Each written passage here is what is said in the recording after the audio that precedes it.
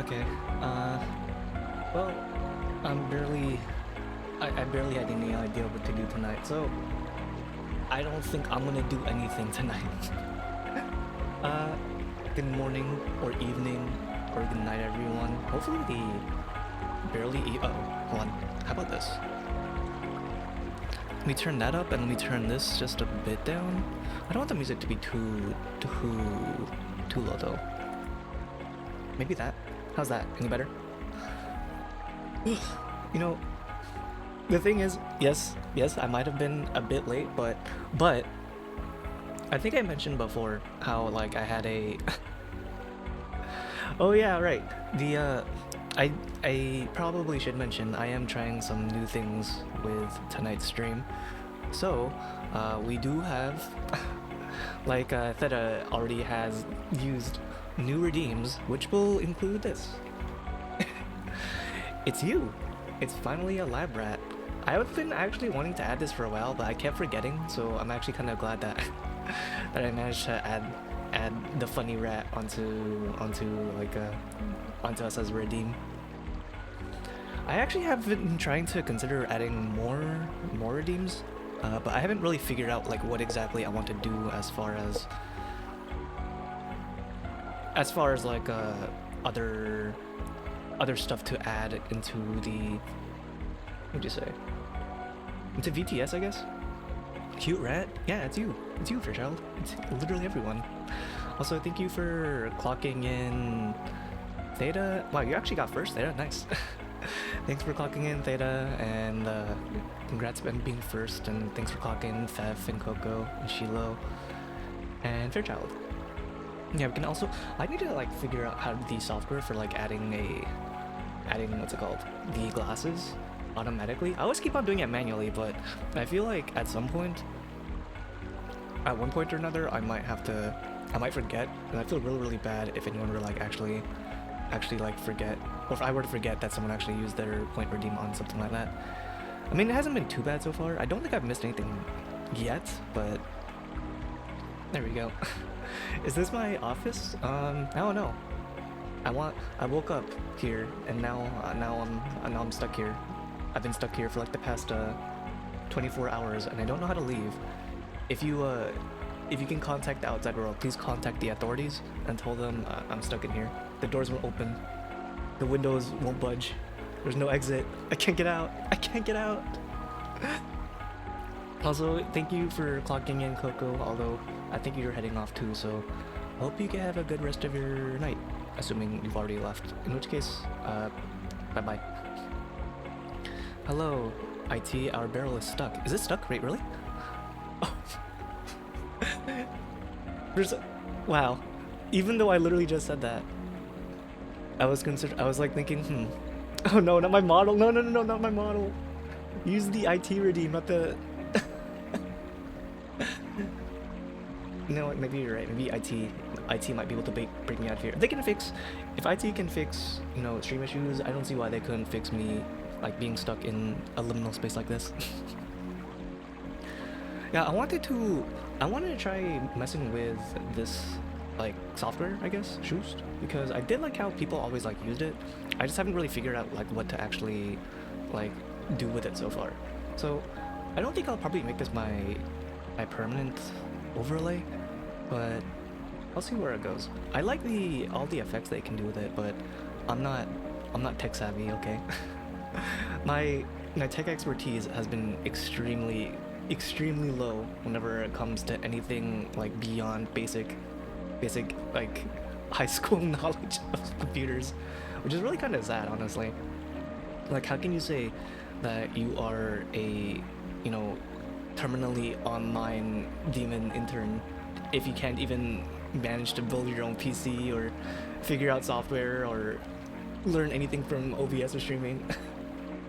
I think most of the stuff that I actually figured out, as far as like everything from my setup to my PC, I've learned from like other people, but that's only because they like kind of handheld me throughout the entire time. I think I had help building my PC from one of my family members, because I literally have no idea what to do with that. I was actually considering trying to do like what is that called? The PC building simulator style games? But I don't know how educational that would actually be. I don't know how like I don't know how much you could actually learn from something like that versus how you just play it for funsies.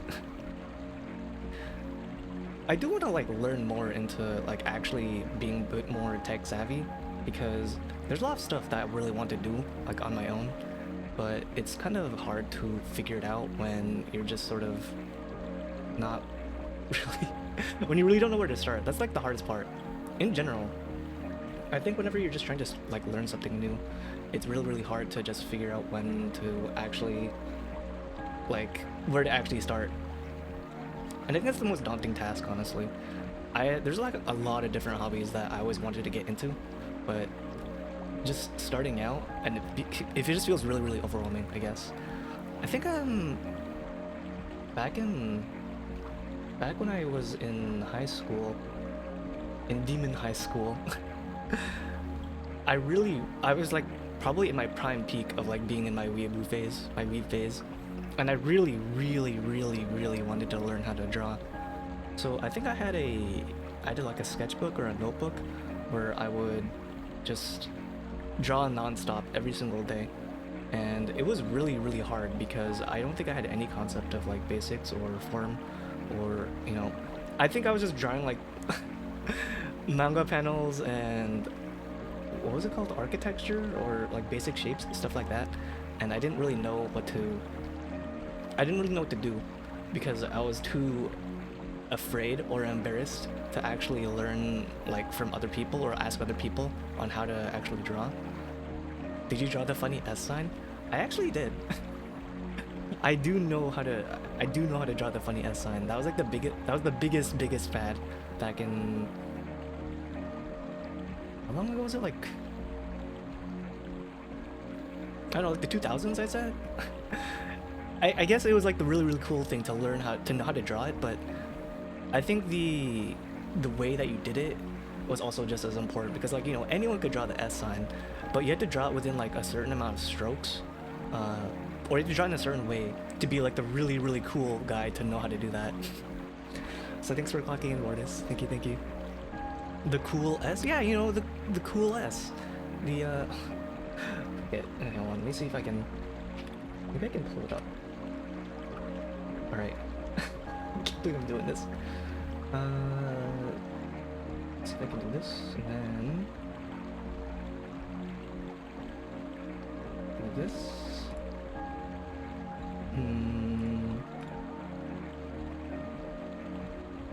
And that. Now. Okay. Okay, so I think it was like let me pull that big down. It was like something like this,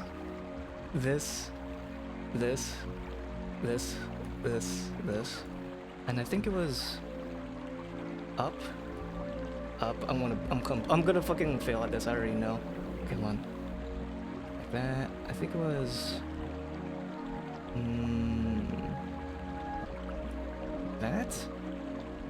I think this was a bit higher. So like that.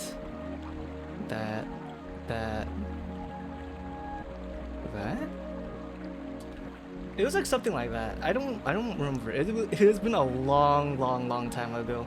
It was something like this. I'm pretty sure it was a bit thinner, but it gained a bit weight. You know, it's gone through some tough times. No, did I really mess up? No way. No, there's no way. Hold on, I need to look this up. Did I really fuck it up? Wrong stroke order? Oh, I did fuck it up. No! You're right, it's like right here. It's like, I should have had, like, this part right here, and I was like, no. It's more like this. No, I was so close! Well, it was a long-ass time ago, so, I mean, that's the extent of my knowledge for actually knowing how to draw. Well, that's that. Okay, we're gonna erase our mistakes right there. That never happened. Cool card revoked? How are we gonna sit with the cool kids now? Did Americans also draw swastikas and then turn them into windows to cover them, or is that just German kids? I can't say I know anyone that ever did that, so I have no input on that. Draw? Yeah. So everyone knew the cool S, but knowing how to do it within like a certain amount of time was definitely the way to do it. Maybe it's an Aussie thing. Well, I know that people would draw like what was it? We had whiteboards, right? And people would draw like in permanent marker on the whiteboards to piss off the teachers. So I think what people would do, I think this is also a video on Twitter. I might have gotten inspired from Twitter, but there was like someone who would draw like they draw a dick on the whiteboard, but then they cover up the dick by drawing like an animal over it. So I think it would be like a cat or an owl or something like that. And then the teacher would come in and they'd be like, "Wow, that's so nice. Sorry, class, we gotta start the lesson." So they would, start erasing it, and people would start laughing, and then, they get to the point where everything's erased but the permanent marker, and they just see a dick. So there's something like that, but I can't say that people did like weird like symbols like that. At least in our schools.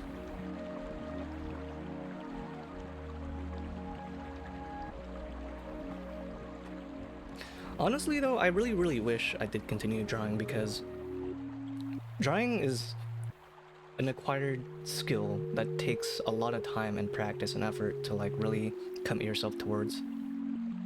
Are there funny demon symbols? I mean, you already saw one, and I already failed at it, so I mean that should be a pretty accurate depiction of how good I was back in drawing symbols like that. Honestly, I can't remember anything else that was like really, really symbolic back in school.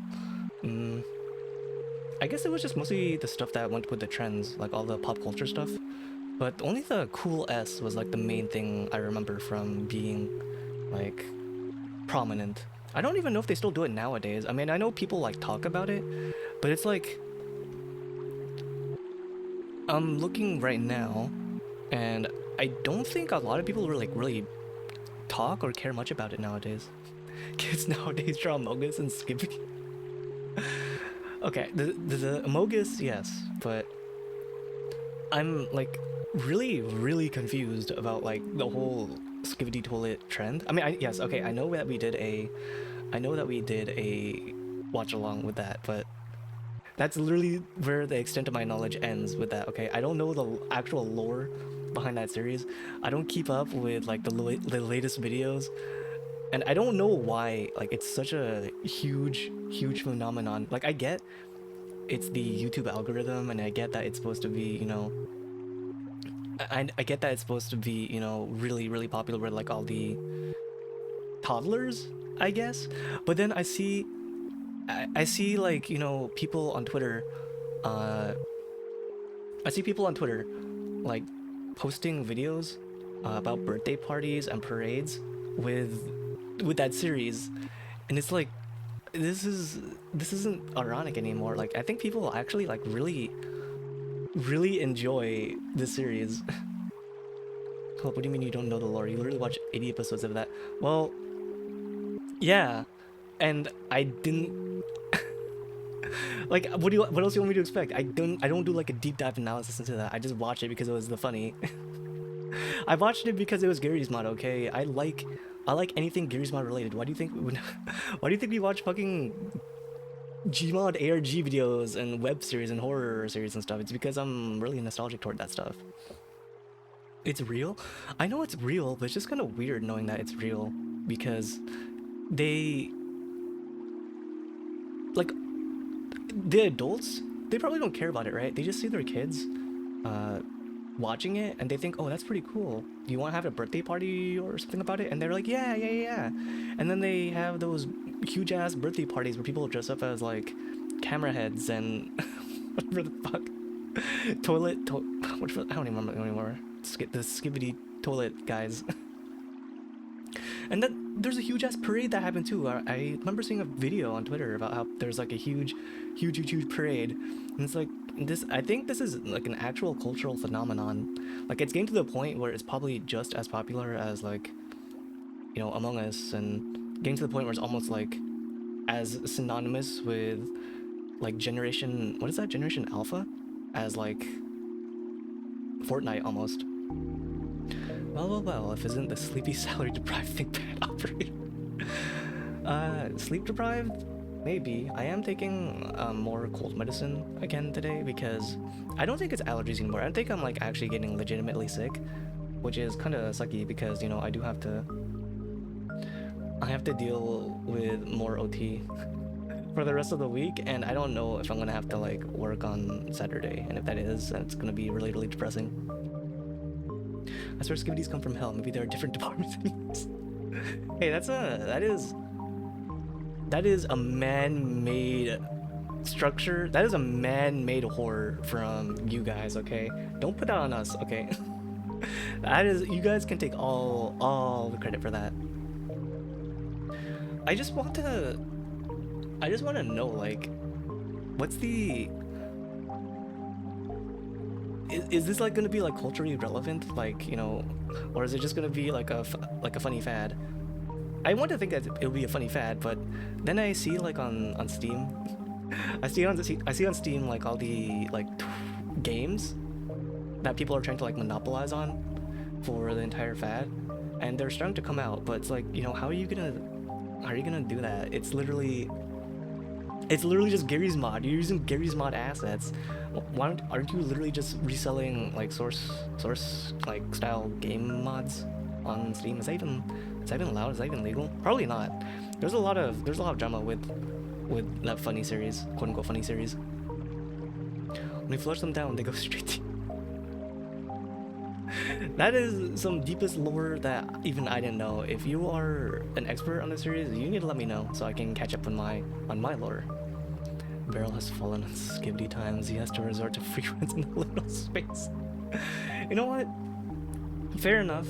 I also like liminal spaces. I am unabashedly like a fan of liminal spaces and backrooms and the aesthetic and the music and everything about it.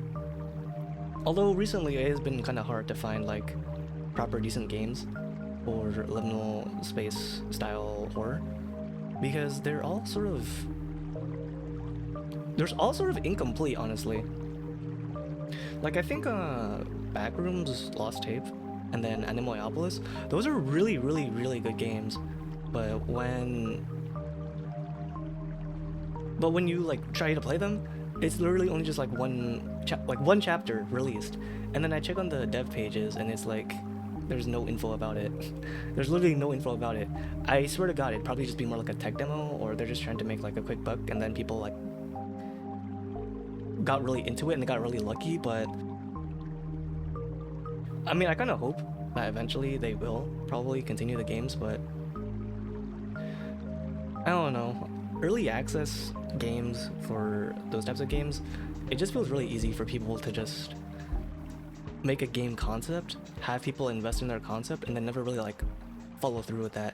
They could literally just say, oh yeah, we're gonna continue it, like, you know, we're gonna finish it in 2024, and then they just take the money and then they just do other stuff, or they never continue it because they can use that to fund another game that they really, really wanted to actually develop. Funny fad, and then in 15 years it comes back for a moment, like Yu-Gi-Oh. Did Yu-Gi-Oh? I thought Yu-Gi-Oh was always like relevant, or maybe it was because, like, you know, there was the Steam game that got released for Yu-Gi-Oh, and that's what sort of like brought it back into the limelight for like the internet. But I'm pretty sure there always was an actual following for Yu-Gi-Oh, like the actual card game, like actual tourneys and everything. We should sleep deprive Barrel some more with Japanese horror again. Japanese horror? Like, which one specifically? Like, are you talking about like analog horror, or like Japanese style like video game horror, or something else like that? Because I can't remember any specific Japanese horror like series that we... Wait a minute. We did watch FDQ. Oh, right. I do want to continue watching FDQ. I wanted to do like an actual like full watch along the entire series at some point with that. And a few other like analog horror stuff. Sneaking out my lab rep for the stream. I'm not gonna finish reading that. I'm actually gonna get... I mean, I'm already brain routed, but I don't want my brain to like literally just be non-existent after reading all that.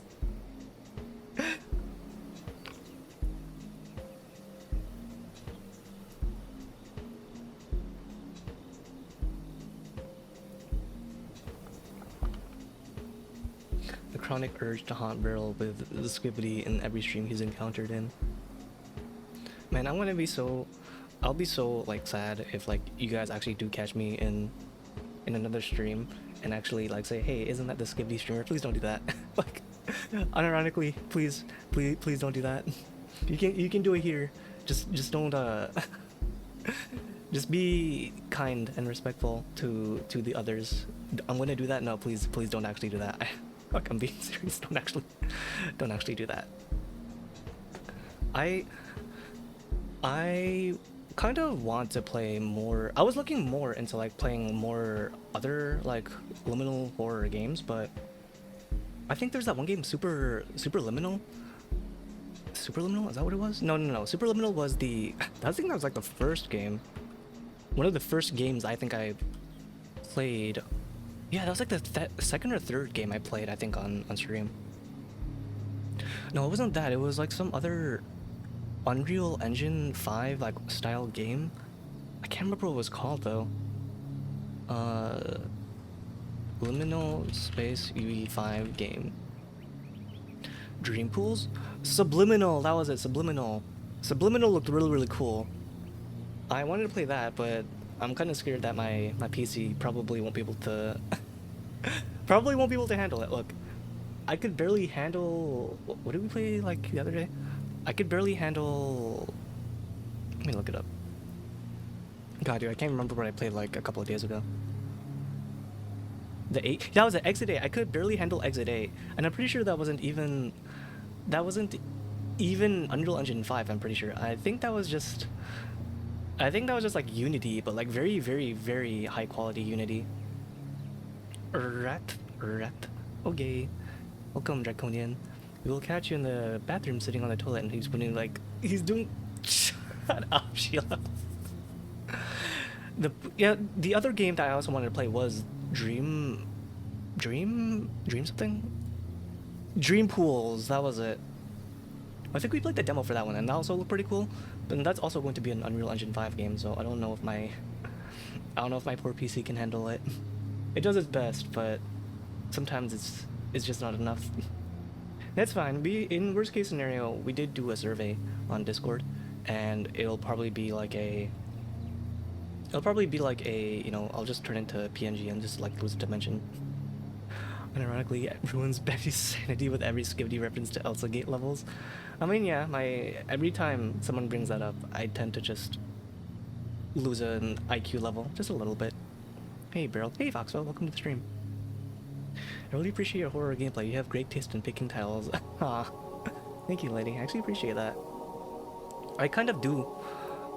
The reason that I sort of play like a lot of like smaller horror games is because I don't have a lot of time, unfortunately, to like be streaming for like maybe more than on a good night, I'd say I could stream maybe 5 hours at the most. Anything beyond that, I mean, I could. I would just be absolutely dead on the next day, and I don't think I'd be able to do that like a lot on the weekdays. So that's why I play like more smaller like RPG horror games or smaller indie games or stuff on itch.io, things like those.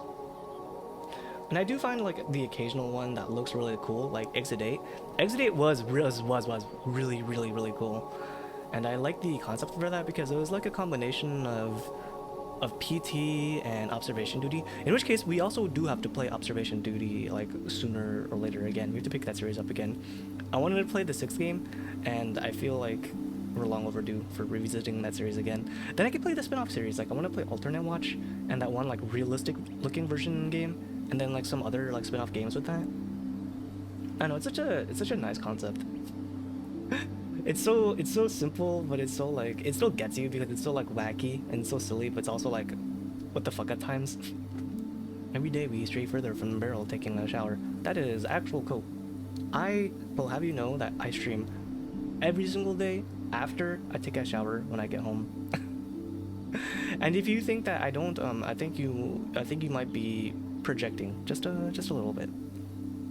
Have you heard of many other games similar to Observation Duty? There's a number of them that I found. I have found a few of them on Steam. I mean, if you like look up Observation Duty, it'll You'll both come up with games that are both like from that series, and games that are similar to that series. And then there's also stuff from like Itch.io that's also similar, but I think the popularity of that series was like really, but really like inspired a lot of like different other games to sort of copy it, I guess, in that sense. So hi Gigi, welcome to the stream. Stinky. No. Okay, that is actually a cope. You don't stream every day, so that's a lie. I did not see it. Okay, I don't think I said I streamed every single day. I said that I shower every day before I stream. I don't think that's a lie. You never showered before stream? By the way, is chat supposed to be invisible or is it a bit? I don't know. It was supposed to be visible, but maybe why is it not actually visible? Where are you guys? Ah, no. Ah. No, don't look at that overlay. my background, no, my cardboard background. Even though I'm supposed to be stuck in some weird ass office. Where are you guys? I actually cannot find you guys. Okay, hold on. Where? Can I? Wait. If I can't click this, and then I guess we'll just have to. You guys will just have to be invisible forever. Ah. Well.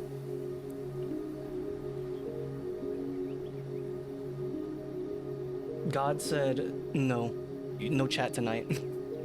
If chat isn't there, it's like you're talking to yourself. Well, yeah, I am kind of insane. I am stuck in this space that I can't get out of, and it's totally not a cardboard background that I put in front of my overlay. You might have intended to say that, but it's not what you said. Well, that's understandable. Like I said, it's literally 2 a.m. in the morning.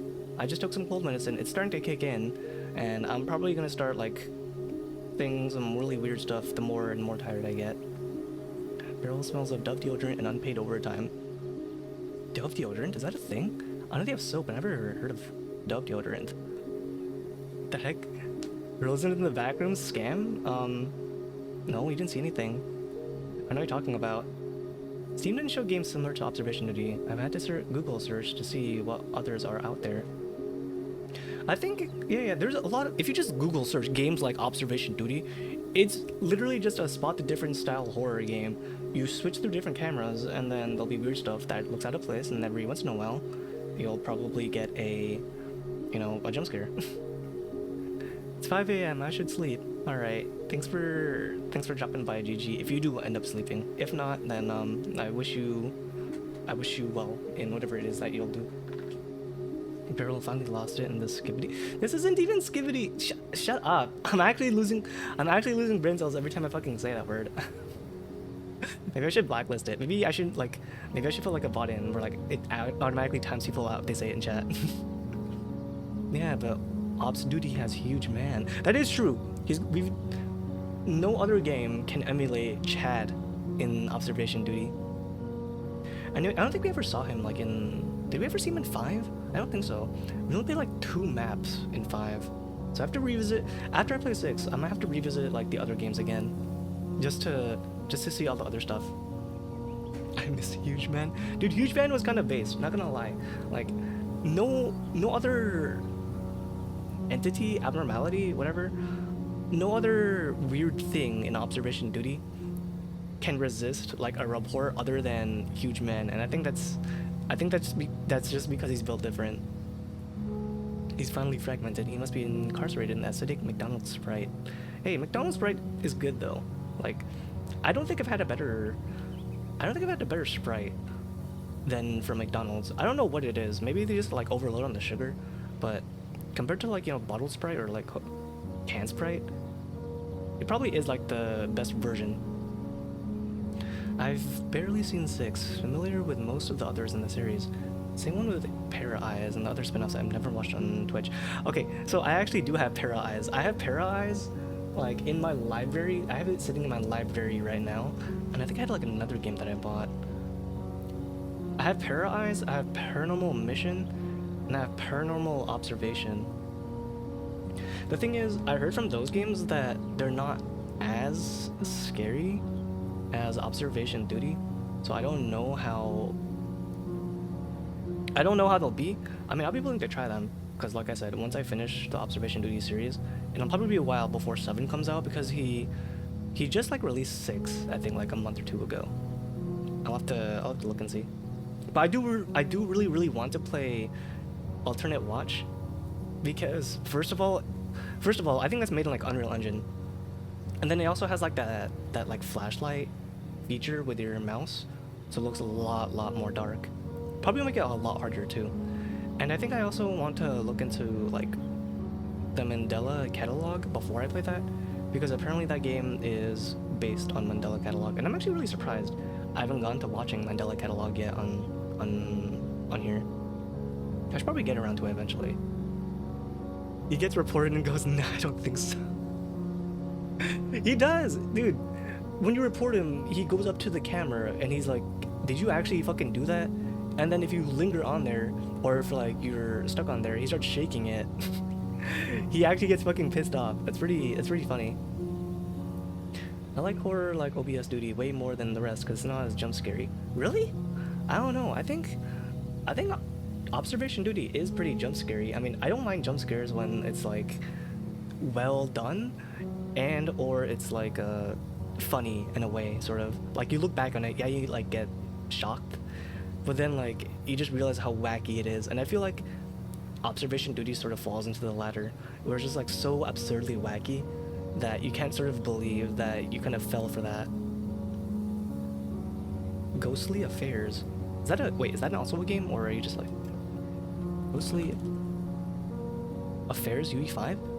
Wait, UE5? What the? Oh no, this is just particle stuff. There's like two or three others I've got marked that you haven't mentioned, but yeah, I need to be familiar with 6 law. Yeah, 6 looked cool because it had I think it was like in color or something like that.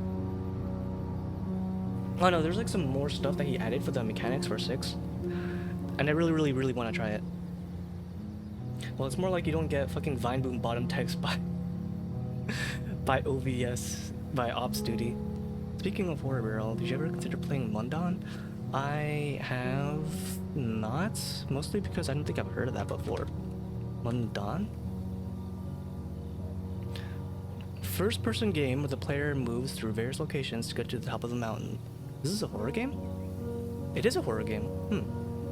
By Annapurna Interactive. Wait, did this just come out? I haven't heard of this before. No, this came out in 2021. I literally sent you it? Wait a minute. Oh wait. Actually, maybe you did.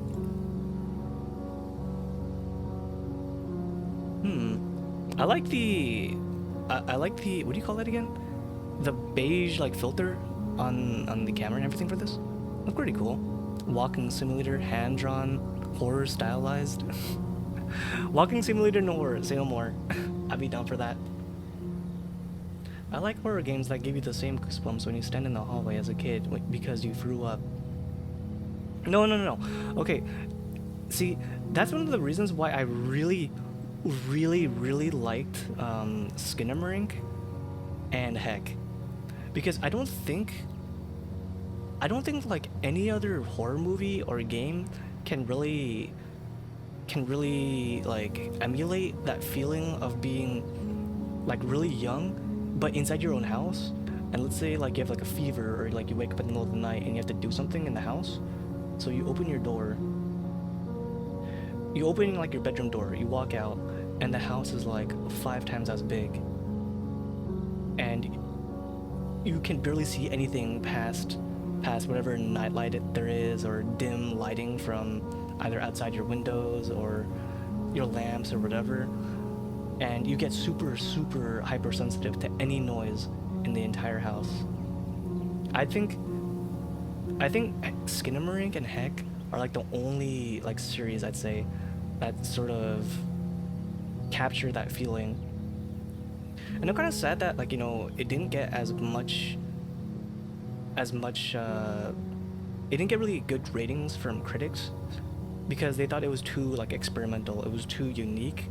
it wasn't very formulaic for like a horror movie, because it was less about like the story and more just like about the atmosphere and the feeling that you get from being like a child inside your own house, and then something was like really off or really off really off or really scary, or something like foreign is in your house and you have no idea what's happening.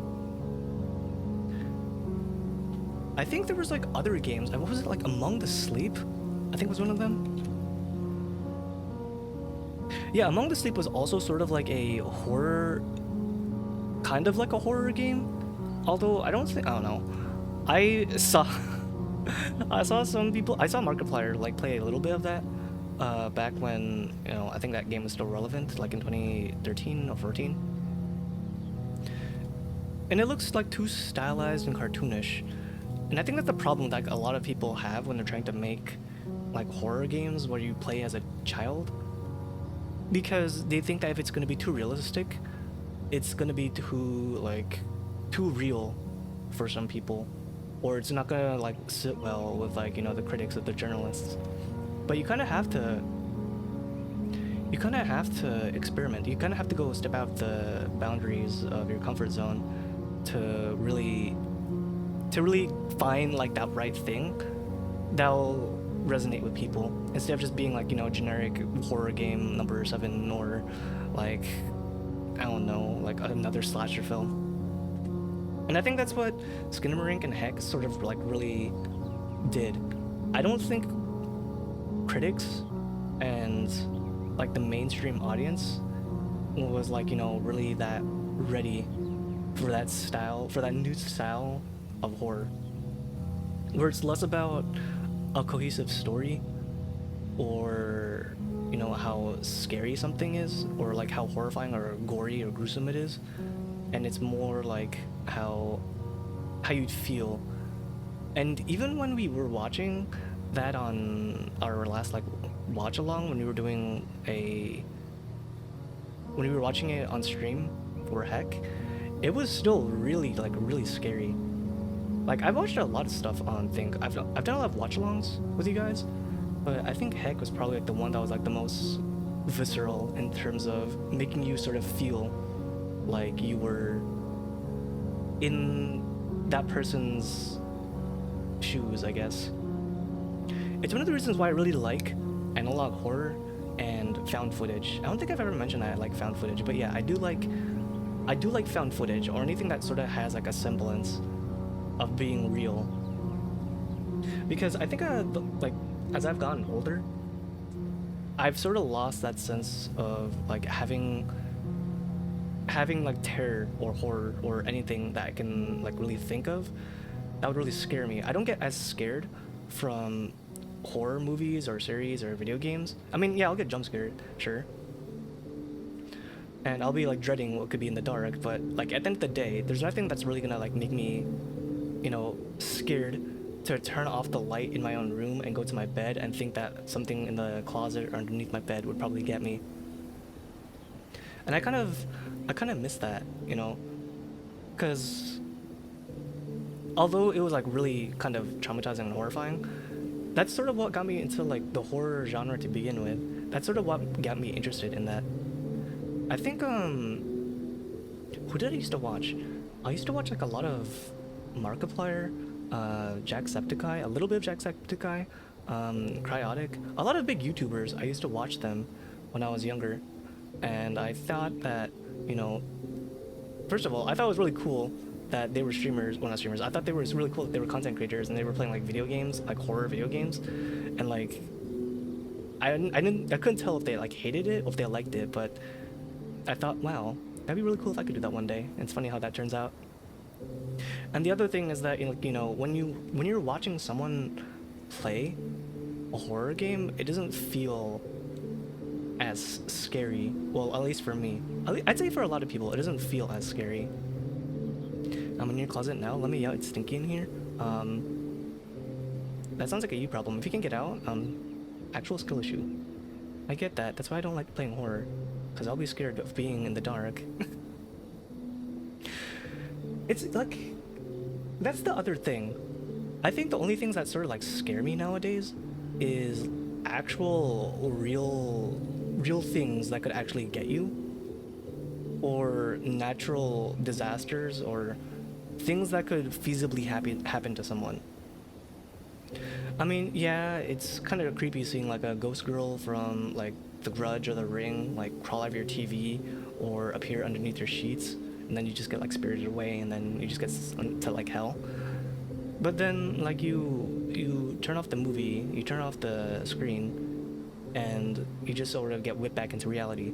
Whereas like stuff like oh, there could be an earthquake that could happen anytime, or there could be someone that could just break into your house, and you guys could encounter each other at like the worst possible time, and something really bad could happen. Stuff like that sort of gets me. I think like the biggest thing though is probably like I still have a fear of the dark. I still have what was it called? Nyctophobia? Nyctophobia. Extreme or irrational fear of the night or darkness, that's it. So I still have that. Although it's not as bad as before, like when I was younger.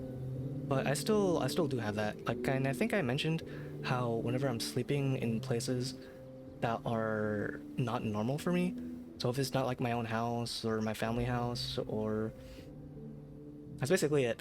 I can only sleep in my own house or my family house.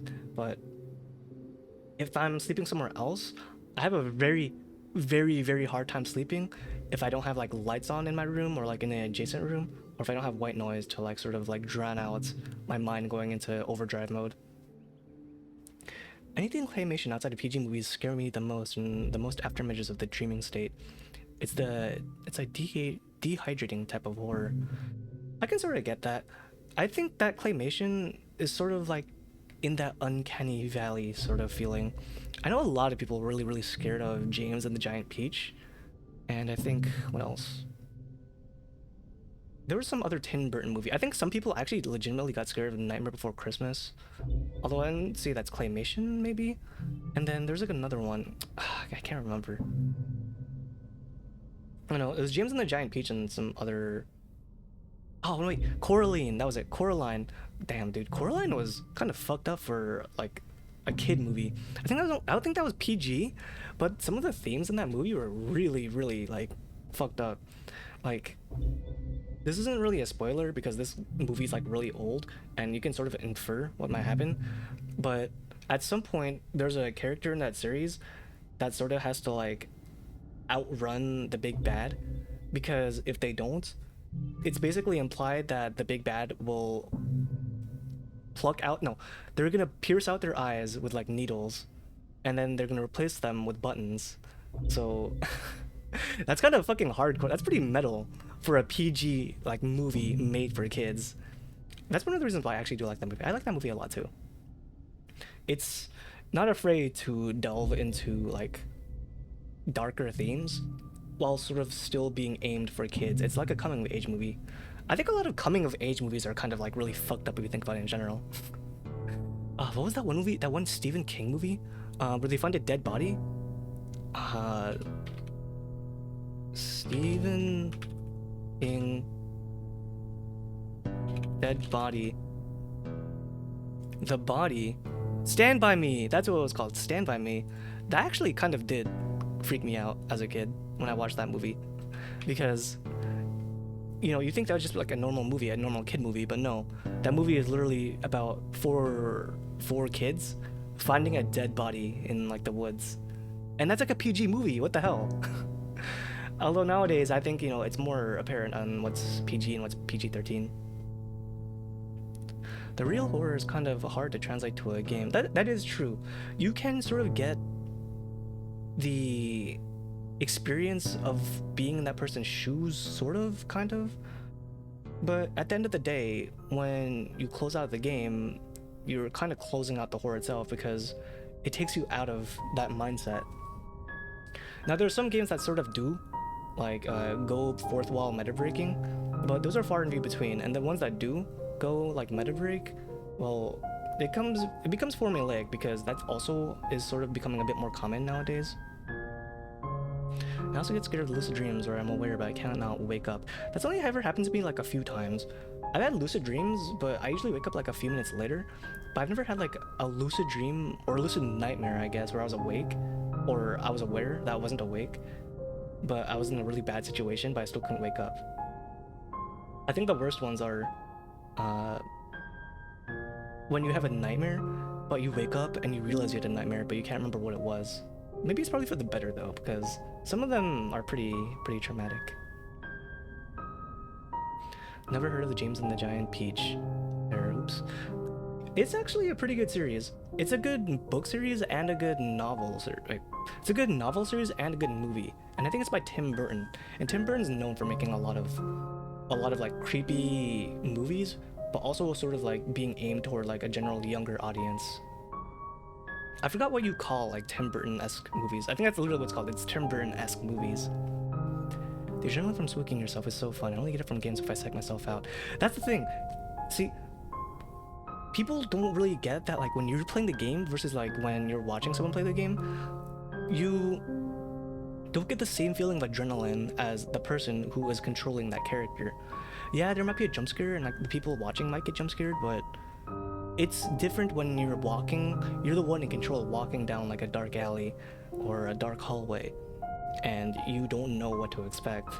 And having that sense of control where you're sort of like in their shoes, but you can't do anything about it. You sort of know what's happening, but you can't prevent it. That's way different. I also hear myself breathing while dreaming and then hear glitching sounds beforehand. I also had that breathing thing where I'm aware like I'm having heavy breaths or like I can feel pressure on myself while I'm dreaming, but I never had that glitching thing before. Am I the only one that was afraid of really dumb stuff as a kid? That depends. What kind of dumb stuff? Because I think what people sort of rationalize as irrational fears is when you're afraid of something that people wouldn't be really normally be afraid of. But that's normal, that's fine. I don't really like calling it irrational fears because everyone has something they're afraid of. Not everyone's going to be afraid of the dark or have a fear of heights.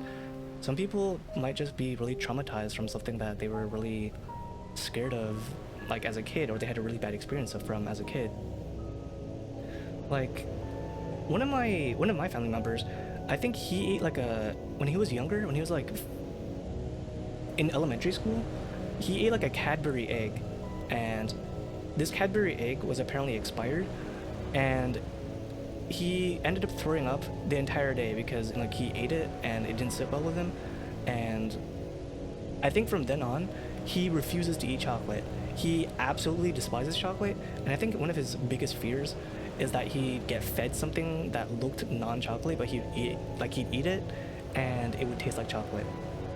He has the biggest aversion to chocolate ever, but in a sense I guess you could sort of call that an irrational fear, because he hates it to the point where he would never ever consider eating something like that. And yeah, it does sound funny, but like I said, it's a traumatic thing. It's a traumatic experience that is personal to him.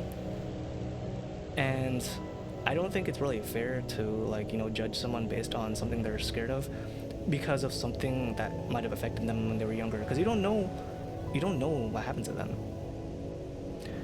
I remember behind me, catch up with here. There's an old Danish movie called The Birds of the Crows. The Birds? I think The Birds. That does sound familiar. And it scared my mom for life. She was unrealistically afraid of big bird flocks in the sky, because that's the movie's horror element, was hinting that birds in a flock flew down and killed people. Yeah, there was a movie called The Birds. I don't think it was Swedish. I think it was the Hitchcock one. Mm-hmm.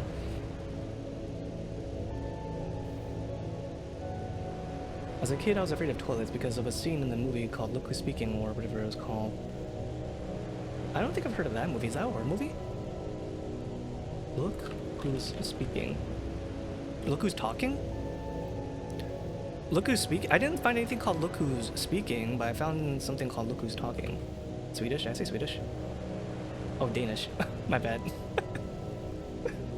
No, it's my... Look. It's late. I took some cold medicine, and I'm also kind of behind.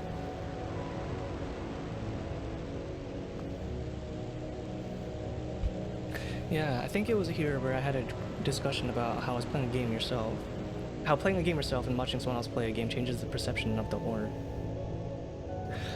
I don't think there's anything wrong with like watching people play games because like I said, I don't think not everyone can handle horror. They enjoy horror, but they can't really handle being in control of the situation that they're enjoying from someone else sort of playing it. And that's understandable. I was in that situation too. But now I also sort of get like the adrenaline rush like Lady was talking about, where you sort of like get addicted. I can't really think of another word, but sort of like it's an adrenaline junkie sort of thing. Nothing really matches that feeling of the rush of whether or not like something might happen. And I sort of understand that now. I get that feeling now. I get it how people felt when they were playing horror games now, and it's fun. Tim Burton has a sort of macabre whimsicalness, a dark fantasy presentation with an eclectic substance. It's like, it's very, very, very dark fantasy. And it's kind of crazy because he can switch from being like, you know, stuff made for kids to things like, didn't he make like Sleepy Hollow? Tim Burton. Sleepy Hollow. Yeah, he made Sleepy Hollow. I think that's like one of the darker films I think I've seen from him. I don't think anything has ever gone that close to being like really, really, really dark, I guess, or dealt with actual death and killing and murder and all that stuff. My mom says I used to be scared of clowns as a kid, but I don't remember it all, and they don't really bother me now at all. I think I also sort of had a fear for clowns because I don't remember a single memory. I don't remember a specific memory, but I remember being like at a classmate's birthday party, and there was a clown, and he wouldn't leave me alone because I just refused to acknowledge him, and he kept trying to like make me happy or smile, so he kept bothering me, and I think, oh no, I don't remember anything after that, but I remember I was really, really bothered by clowns for a while. I don't think I was scared of them, but that memory just sort of resurfaces every single time I think of clowns, because there was that one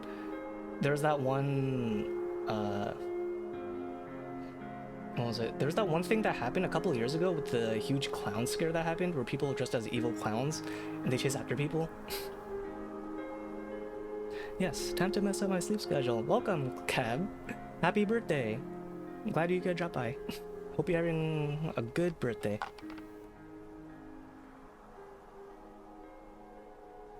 This is the scene? Mr. Toilet Man. Oh.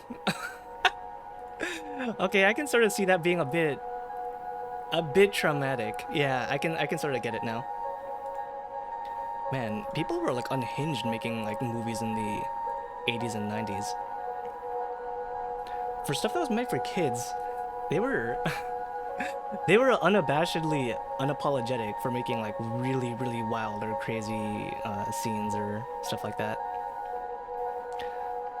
I don't remember what movie it was, but there was like one specific scene from another movie where, maybe it was Honey, I Shrunk the Kids. It might have been Honey, I Shrunk the Kids. Where I think there's like a toilet. There's like a guy in a toilet, right? And I guess the kids or whoever they were like in a toy car, and they were trying to escape via like the toilet lines or like the sewage or something like that. So they managed to escape, and there's a guy in the toilet, and he's sitting on the toilet doing his business. And I remember one specific scene where they managed to escape the toilet, and the car goes up his business. And I guess that also sort of like made me a bit paranoid. It was very, I'd say, you know, okay, I know I said it was like, it's weird to say irrational, but I guess that's also like technically kind of irrational, because what are the chances that, you know, a toy car comes out from your toilet and goes up your butt? Bro got Hot Wheeled? I don't think I've ever heard Hot Wheeled a bit before, or like that before. Music's a bit loud, let me turn it down a bit. Alright, let me try that. I think I've also heard stories about how sometimes there's animals living inside like toilets or like the sewage lines or stuff like that. I think there was like a news story about how there's an alligator or a crocodile that somehow popped out of a toilet or some sewage or something like that, some sewer system. And although I know that's like really unrealistic, that did make a lot of people like, really paranoid for a while because it put the idea of like what if it could possibly happen. Actually, no, no. Realistically, I think I saw on Twitter there was like a there was a there was a GIF of a spider coming out of a toilet from lifting it up. And I specifically say that it was from probably Australia because only in Australia would you have your own fucking toilet trying to kill you. Like unironically. Rats can get into your house through your toilet if you have a hole in your plumbing. Okay, that is that is not that is not some good information I need to know. that is not something I really needed to enjoy because imagine looking like using the toilet, looking down and you see a pair of beady eyes looking at you from like your pipes. That is not good. That is not something that's not something I'd really want to imagine. Dude, actually, if you live in places where you don't have like proper plumbing and you have to use stuff like outhouses or like shared toilet spaces or stuff like that, I'd imagine that's a lot less of something that would be unfeasible and more of like a reality. That could actually kind of fuck you up. Like the fear of something like that happening. And I'm pretty sure that actually has happened. Very, very likely to have happened more than occasionally if you live in places like those. There's been cases of rats and snakes coming out of the toilets and spiders nesting below the seat. Spider scandals. Yeah, that's actually I went to I visited another country before, and I think I was going to like a public restroom, and I was lifting up the seats, and I saw a bunch of small spiders appear from not underneath the toilet seat, but from that dark from like the rim where like the water comes out. I like raised it up, and I guess it made enough vibration where it like woke them up, or like I don't know, it did something, and a bunch of spiders came like crawling out of that, and I said, nope. I think I'll wait until I get home. So I think that would also be sort of like an aversion as to why I don't really like use public toilet spaces. My brother convinced me of a falsehood in my younger youth. He said that on a dreary night, a hand of darksome origins would tickle you from the toilet ever so slightly. Why tickle? Why would he say tickle? It would be like one thing. Oh, like he grabs your insides and he pulls them out, or he pushes you into the toilet, or he whisks you away. But no, it's tickle. The hand just tickles you. That's. I guess it's so outlandish that it'd be like believable. That makes sense, I guess. Outhouses are safe. What do you mean? I don't know about that. I mean, apart from the fact that there's so many flies in there, you never know what might be inside the actual outhouse. I would not trust an outhouse to save my life unless I absolutely needed to. And even then, wouldn't it be better just, go outside somewhere else at that point? Outhouses are kind of gross, not gonna lie. I don't want to like do my business in a place where it's accumulated from other people's business. So hey Macy, welcome to the stream. Sleep breathing check? I'm like at a maybe like at a 2. No, definitely not a 2. This cold medicine is kicking in slow still, so maybe like a 6 out of 10 so far. Haha, tickles your Okay, you know what? Maybe you're right. That is kind of horrifying. Now that I think about it, I don't actually no. I don't. I take it back. I don't want to think about that. It's a very unpleasant idea. You're doing your business, and then you feel something. It's a tickling feeling, and you look down, and there's a hand. That would be just as traumatizing as anything else I just listed a couple of minutes ago. Also, thanks for the unshrimping check, Cap. Thank you. It's not. They usually connect it to a septic tank for a reason. It's connected to a septic tank? I thought outhouses were like those wooden ones. Like I thought it was the one where like, it's like a wooden outhouse and there's like a hole in the ground and then there's like dirt on top of like, the stuff and then that's how it is. I'm thinking of the old ones. I'm not thinking of like the porta potties or anything like that. Wooden ones can have tanks? Hmm. I guess I never really think about that. When I think of outhouses, I just think of the old school ones where you just sort of like move the pile of dirt or you move the outhouse itself to someplace else. Either way, that's a bit too rustic and natural for me. You live in the past? I'd rather I'm in the exact opposite. I don't want to think about stuff like that. I don't want to think about like to the point where maybe civilization collapses and then the only way that you can use the restroom is like through like an old school outhouse. I'm not thinking of porter potties either. Barely your age is showing. Look, it's not my fault I got an outdated. Like modern day plumbing. I've used modern plumbing for as long as I can remember, except for like maybe once, like I said, when I was visiting like another country. Outside of that, I'm sorry if I'm like enjoying the modern. What do they call it? Applications, amnesties, whatever. I want to vibe on a lacquer toilet seat. I actually heard that like in Japan and like other like Asian countries, they have like super high class advanced toilets. Uh, Amenities. That was it. Amenities. Thank you for this. I don't want like another case where I can't remember a word for like half a stream. Squatting like a pilgrim. Hey, that's how they did it. You don't need any weird houses. You just did your business like in like the trees or the forest or anything like that. Yeah, so Japanese toilets apparently. So this is what they got. I think if you want to live in like the modern age, the basic the basic technology you need absolutely for something that would be considered like a high class toilet would probably be a bidet. I I personally own a bidet and that has been a life changer. If you've never used a bidet, it feels very, very, very weird at first, but after a while, you sort of can't like imagine life without it because when you use a toilet without one, you feel like a caveman. You unironically feel like a caveman, and it doesn't feel good. So there's the bidet, and then you also have like, I've seen like in cases where they have like warm seatings, but how accurate is the water squirt? I mean, you just sort of like doesn't it? No, no, no. It does. That's the thing. That's how bidets work, Cab. It it cleans. It cleans. I don't. God, I don't want to like get too much into it, but yes, it does. It cleans it out. The water sprays and it cleans it. Like it's like a high pressure power, basically.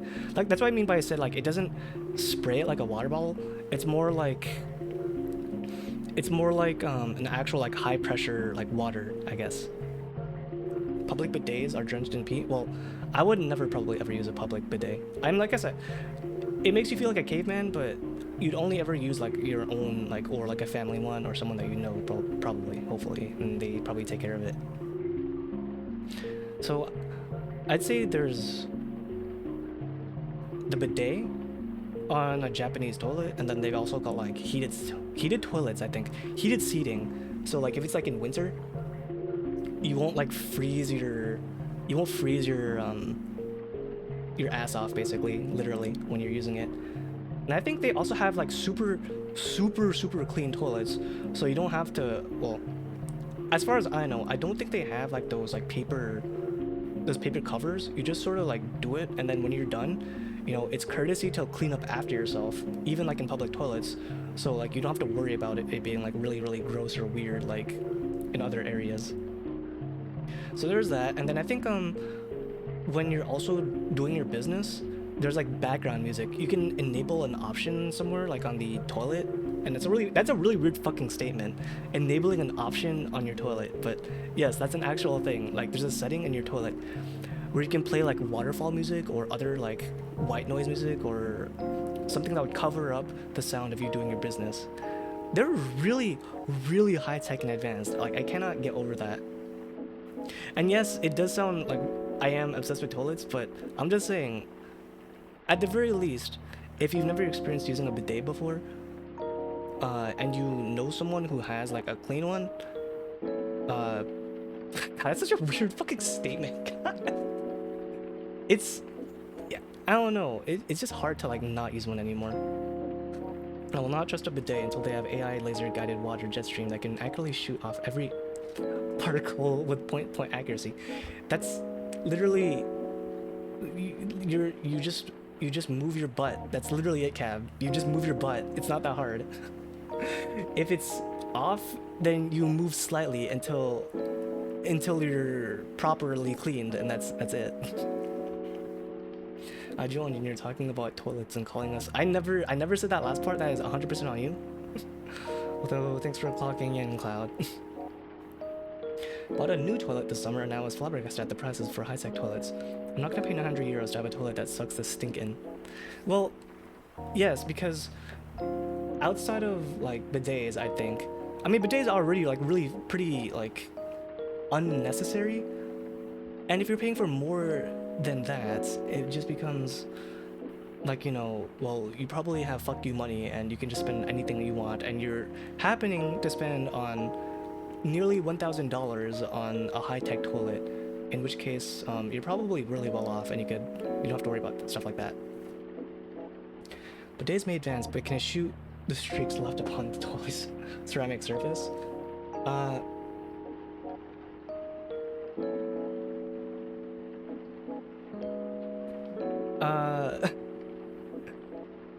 Maybe? I don't know. I don't, maybe, probably, maybe if you have the high-tech toilet. Maybe, I don't think the bidet's function is for that. Barrels has why me money.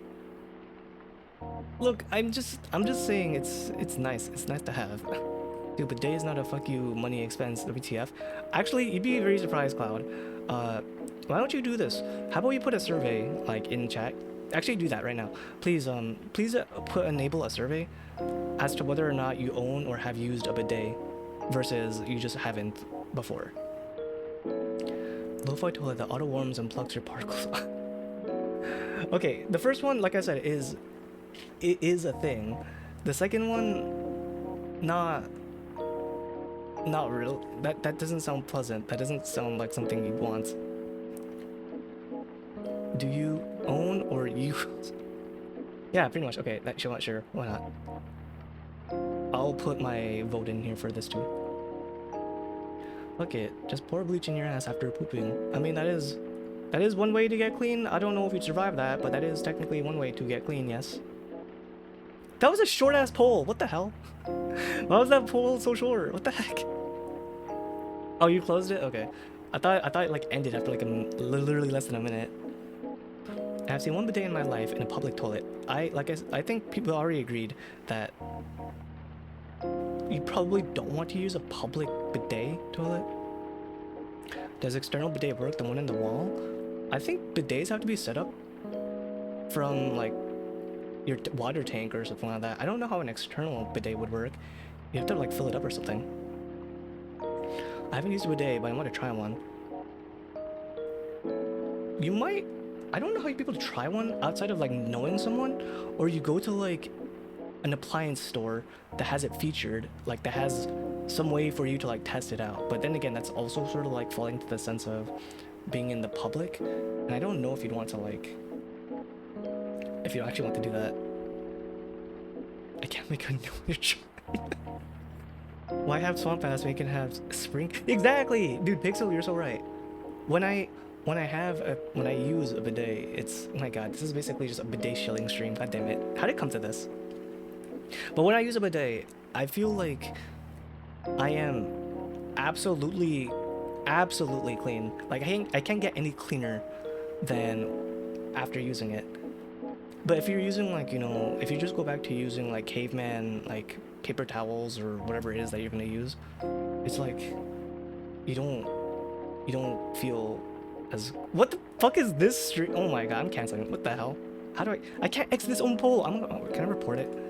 God damn it. What was that fucking question? God.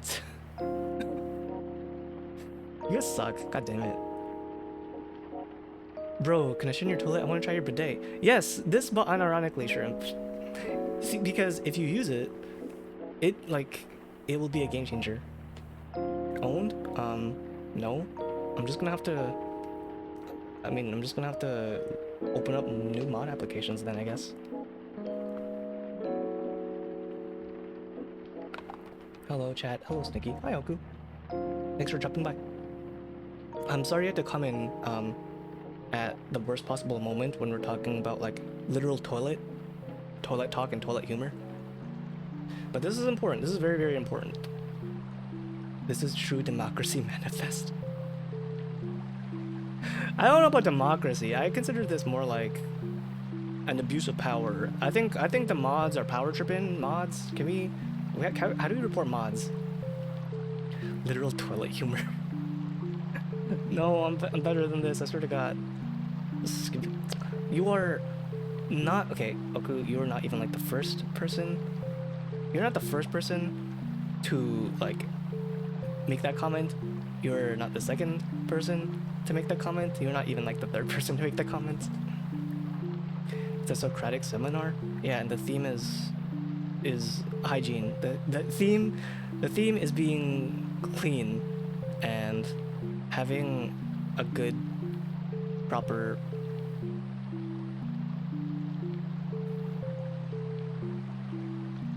butt, I guess. Cloud, are you power tripping? Because I don't know. I see renaming the poll as Skibidi V1 or V2 as pretty sus, not gonna lie. It all started with me talking about my childhood fear. That's kind of true. This is all Theta's fault. Everyone point and blame Theta for this.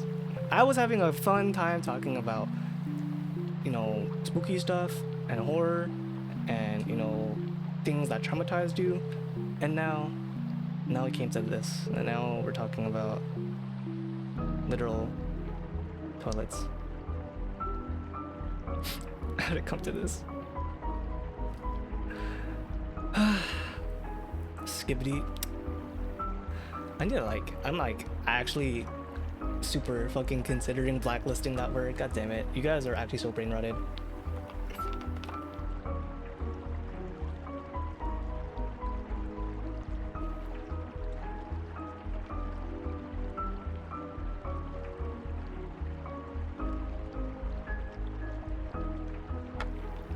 You can't blacklist your branding? Watch me. The chat only adapts to the streamer.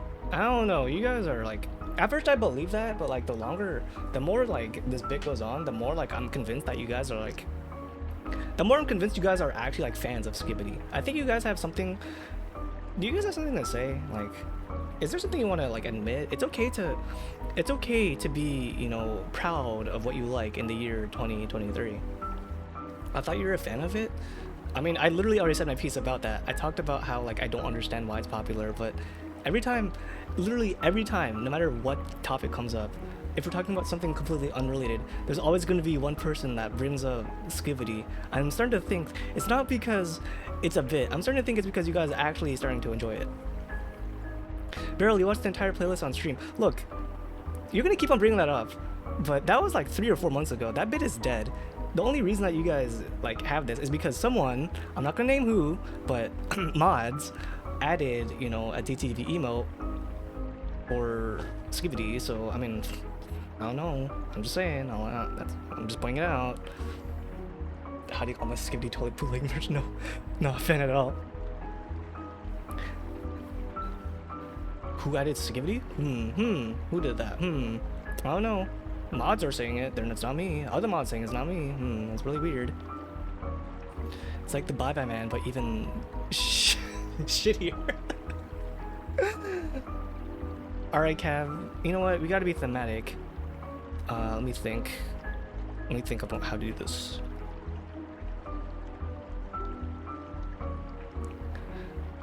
Alright. Sorry, Cav, but you're gonna be my new experimental... This will be my new experimental phrase right now for this. G-Boss, Are you sticking out your gut for the Rizzler? You're so skibbity. You're so fun on text. I just want to be your Sigma. Hope you enjoyed that. What's wrong? I thought you guys liked this. Huh? What? What? Did I say something weird? Did I say something wrong? Huh? What? Excuse me? What? What? Oh, sorry. Oh, you didn't like that? Oh, man. I thought, you know, I thought that was like your guys' types of humor. So, you know, I just sort of, I just sort of like thought, you know, it'd be fitting for this. Now he's living well. It's not very fair, Stinky. Hey, I'm just putting this out, okay? Also, thanks for the follow here to lurk. Thank you for the follow here to lurk. If you're coming in for the first time, I am really, really sorry that you had to experience that. You know, I'm just you put out what you give, okay? If you can't take shit, don't dish it out. That wasn't very Ohio Gronk baby of you, dude. This is why we can't have shit in Ohio. I don't even understand half the words, dude. I don't even know what the fuck I just said. Like, I don't know what that means, okay? I have literally only ever seen like that being said unironically on like Twitter and on like TikTok, and half the people, I'm pretty sure people on there don't even know what they're saying too. They're just saying that shit because they see other people saying that shit, okay? Barrel Shrimple, what does that mean? Like unironically. You know what? Call me a fucking boomer, but I think I'm actually so fucking I'm too maybe I'm too old for this, like unironically. I think I'm actually unironically too old for this. Barrel Speaking's prophetic last words. Imagine that being like your last fucking word on like social media. Like before you suffer like an accident or you just like have like a fatal heart attack, the last thing that people see on like your TikTok or on like Twitter or on YouTube is you saying fucking sticking out Rizzler skibbity got whatever the fuck. That'd be pretty fucking surreal, I'm not gonna lie. And I'm pretty sure something like that has already happened before. TikTok is the start of the downfall of civilization. I 100% agree with that. Like, you were actually not wrong. Yeah means ass, and Riz is like trying to woo someone, so Rizzler means the... You are like speaking in tongues to me. I don't understand. My mom just had her last moment on this. No, that's so fucked up. And the worst part is I can actually see that sort of happening. It wouldn't be the first time someone like exploited something like that from their family for the sake of clout on social media. You don't know what wooing means? No, I get the wooing part, but it's just like, why is this so weird? Why is this a thing? Why is that sequence of words like a thing? I don't understand. Are you a bathroom towel? Because you're looking spectacular. Alright, thank you, Oku. I actually needed that. After hearing like the devil's tongue, the devil's word. You know, it's funny, it's ironic to say that because I'm technically a demon, but after hearing the devil's words, like for the last 5 minutes, I sort of needed that. We had our time with the slangs, now it's the Zoomers' turn. Did we? What kind of slangs did we have anyways, now that I think about it? Goodbye, Grandpa. Hashtag bozo. No. Grandpa, no. Hashtag love you. Hashtag bozo lamau. Girl, you're the ones that said it? Well, I just thought it'd be fitting, you know, like I said. I don't know, I see Skibbity in the chat, and you're like, oh, well, let me look up something Skibbity related. You know, I think Cap died after, like, I said that because... Oh, no, he just did a shock emote, and he just, like, probably left. He couldn't handle that. I wouldn't blame you, Cap, if you left after that, because holy shit, I probably would leave too. Angel alt model? That's like a rival company right there. Why would you bring that up? We had based and cringed. Cringe is cringe slang? I guess cringe is sort of slang. Based, yeah, it is definitely slang, but isn't cringing like a normal word? Or if you want to go way back, we had raffle, lamau, lol. That's like, I guess that's also sort of true. But that's less slang, that's more like Like, I don't think you'd say lamao, lol, or raffle like in normal day-to-day conversation. I mean, yeah, you say that like online, but like that word salad I just said like a few minutes ago, that is like you would not, no sane person would say that in a conversation like unironically, okay? And it all started with a group. Double Asian barrel nodders. Barrel, answer this. Why didn't the skeleton cross the road? Why? Why? I'm gonna regret this, but why? So thanks for clocking in, Hubi. Raw, thanks for dropping by when we're discussing semantics of English, of the English language. Yeah, I don't think I've heard of Oomfi before, like, recently. Maybe, like, last year or, like, 2 years ago? No, I'd say, like, last year is, like, when I really heard Oomfi started taking off. Yeah, okay, Beryl, you obviously don't know people IRL. If I met someone who said, quote unquote, sticking out your gap for the Rizzler, you're so skibbity, you're so phonum tax, I want to be your Sigma, I would unironically think that person is probably, like, terminally online, or doing a bit, or some combination of the two, or probably has brain damage. Maybe all three. Oh, is Oomfi Gen Z? I don't know this kind of stuff. I don't know, honestly. Like, slang, I don't think slang can be, like, tied down to, like, one specific generation, because there's gonna be people from, like, all types of generations that will use it. It's just that, like, when it gets popped up is, like, when it sort of, like, quote unquote gets originated from that time. Because he didn't have the gut.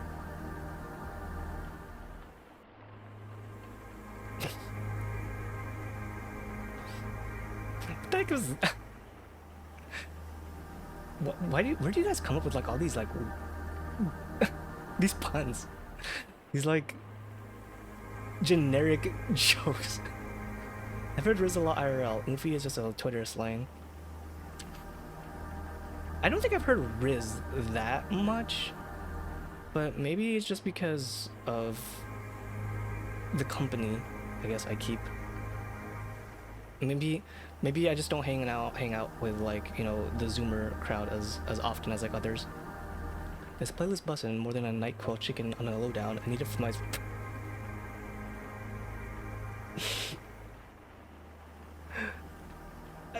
I was like, I got, like, the first half of that statement, and then I realized what you were saying, and I just felt my brain just melt down entirely after all that.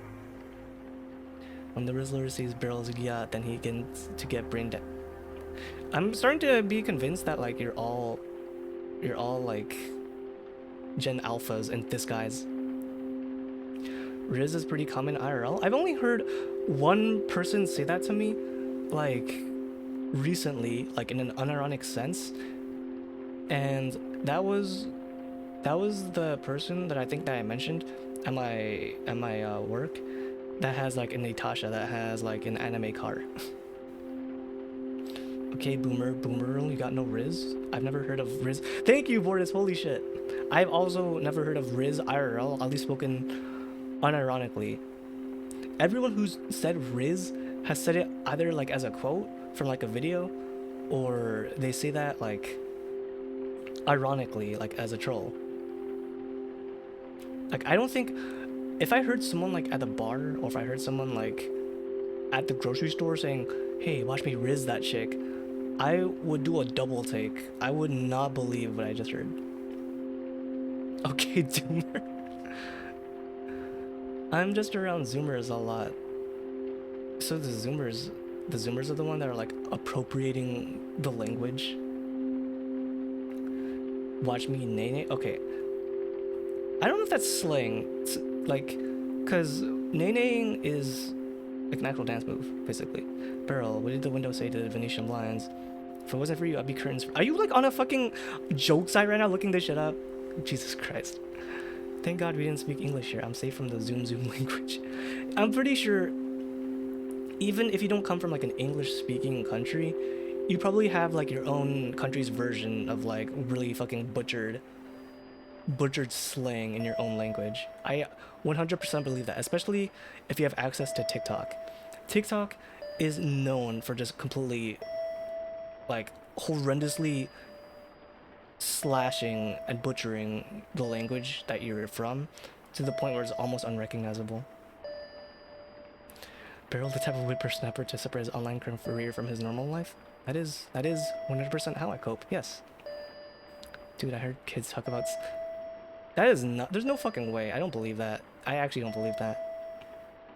I don't even know how to navigate TikTok. I also sort of don't really know much about TikTok. The only reason I know about TikTok is because people like at work either show me videos from TikTok, or I see like Twitter like screen caps of TikTok, but that's about it. Yeah, I don't own a TikTok, and I probably won't be making one or using it anytime soon. I only see stuff regurgitated to me from other people, either DM to me like on Discord, or like they post on Twitter, or they just physically show me if I know them. It's real and it sucks. Every person I know talks about IRL. IRL talks about TikTok 24/7. We're talking about TikTok, right? Okay, TikTok is understandable. Like, yeah, that is normal. But I'm talking more about like the skibbity shit. I don't think I've ever heard anyone like actually talking about like skibbity toilet in real life. Thankfully, and I think a lot of the people that I know that like have like I think a lot of like my family members who have like kids, thankfully they don't do like that weird thing where they give them like YouTube on their phones or their tablets and they just let it autoplay because of like the whole like Elsa Gate stuff that happened like a couple of years ago. It's very, very cleaned out, which makes me even wonder even more like how kids like come across like skibbity toilet stuff. I stopped like three low effort edits there, like on TikTok. Yeah, I don't know. I mean, I use YouTube Shorts, but that's about it because I already have a YouTube account, and I think Twitch also has like a new feature for mobile where you can post like stories, which is basically Shorts, but I don't know. I'm not feeling that really. I don't get the point of Shorts because they're not viewable. The appeal of Shorts, Shrimple, is literally for like if you're a TikTok like user style like zoomer and you have the attention span of like a millimeter and you can't consume any content longer than like 10-15 seconds. That's how Skibbity Toilet actually got really, really popular.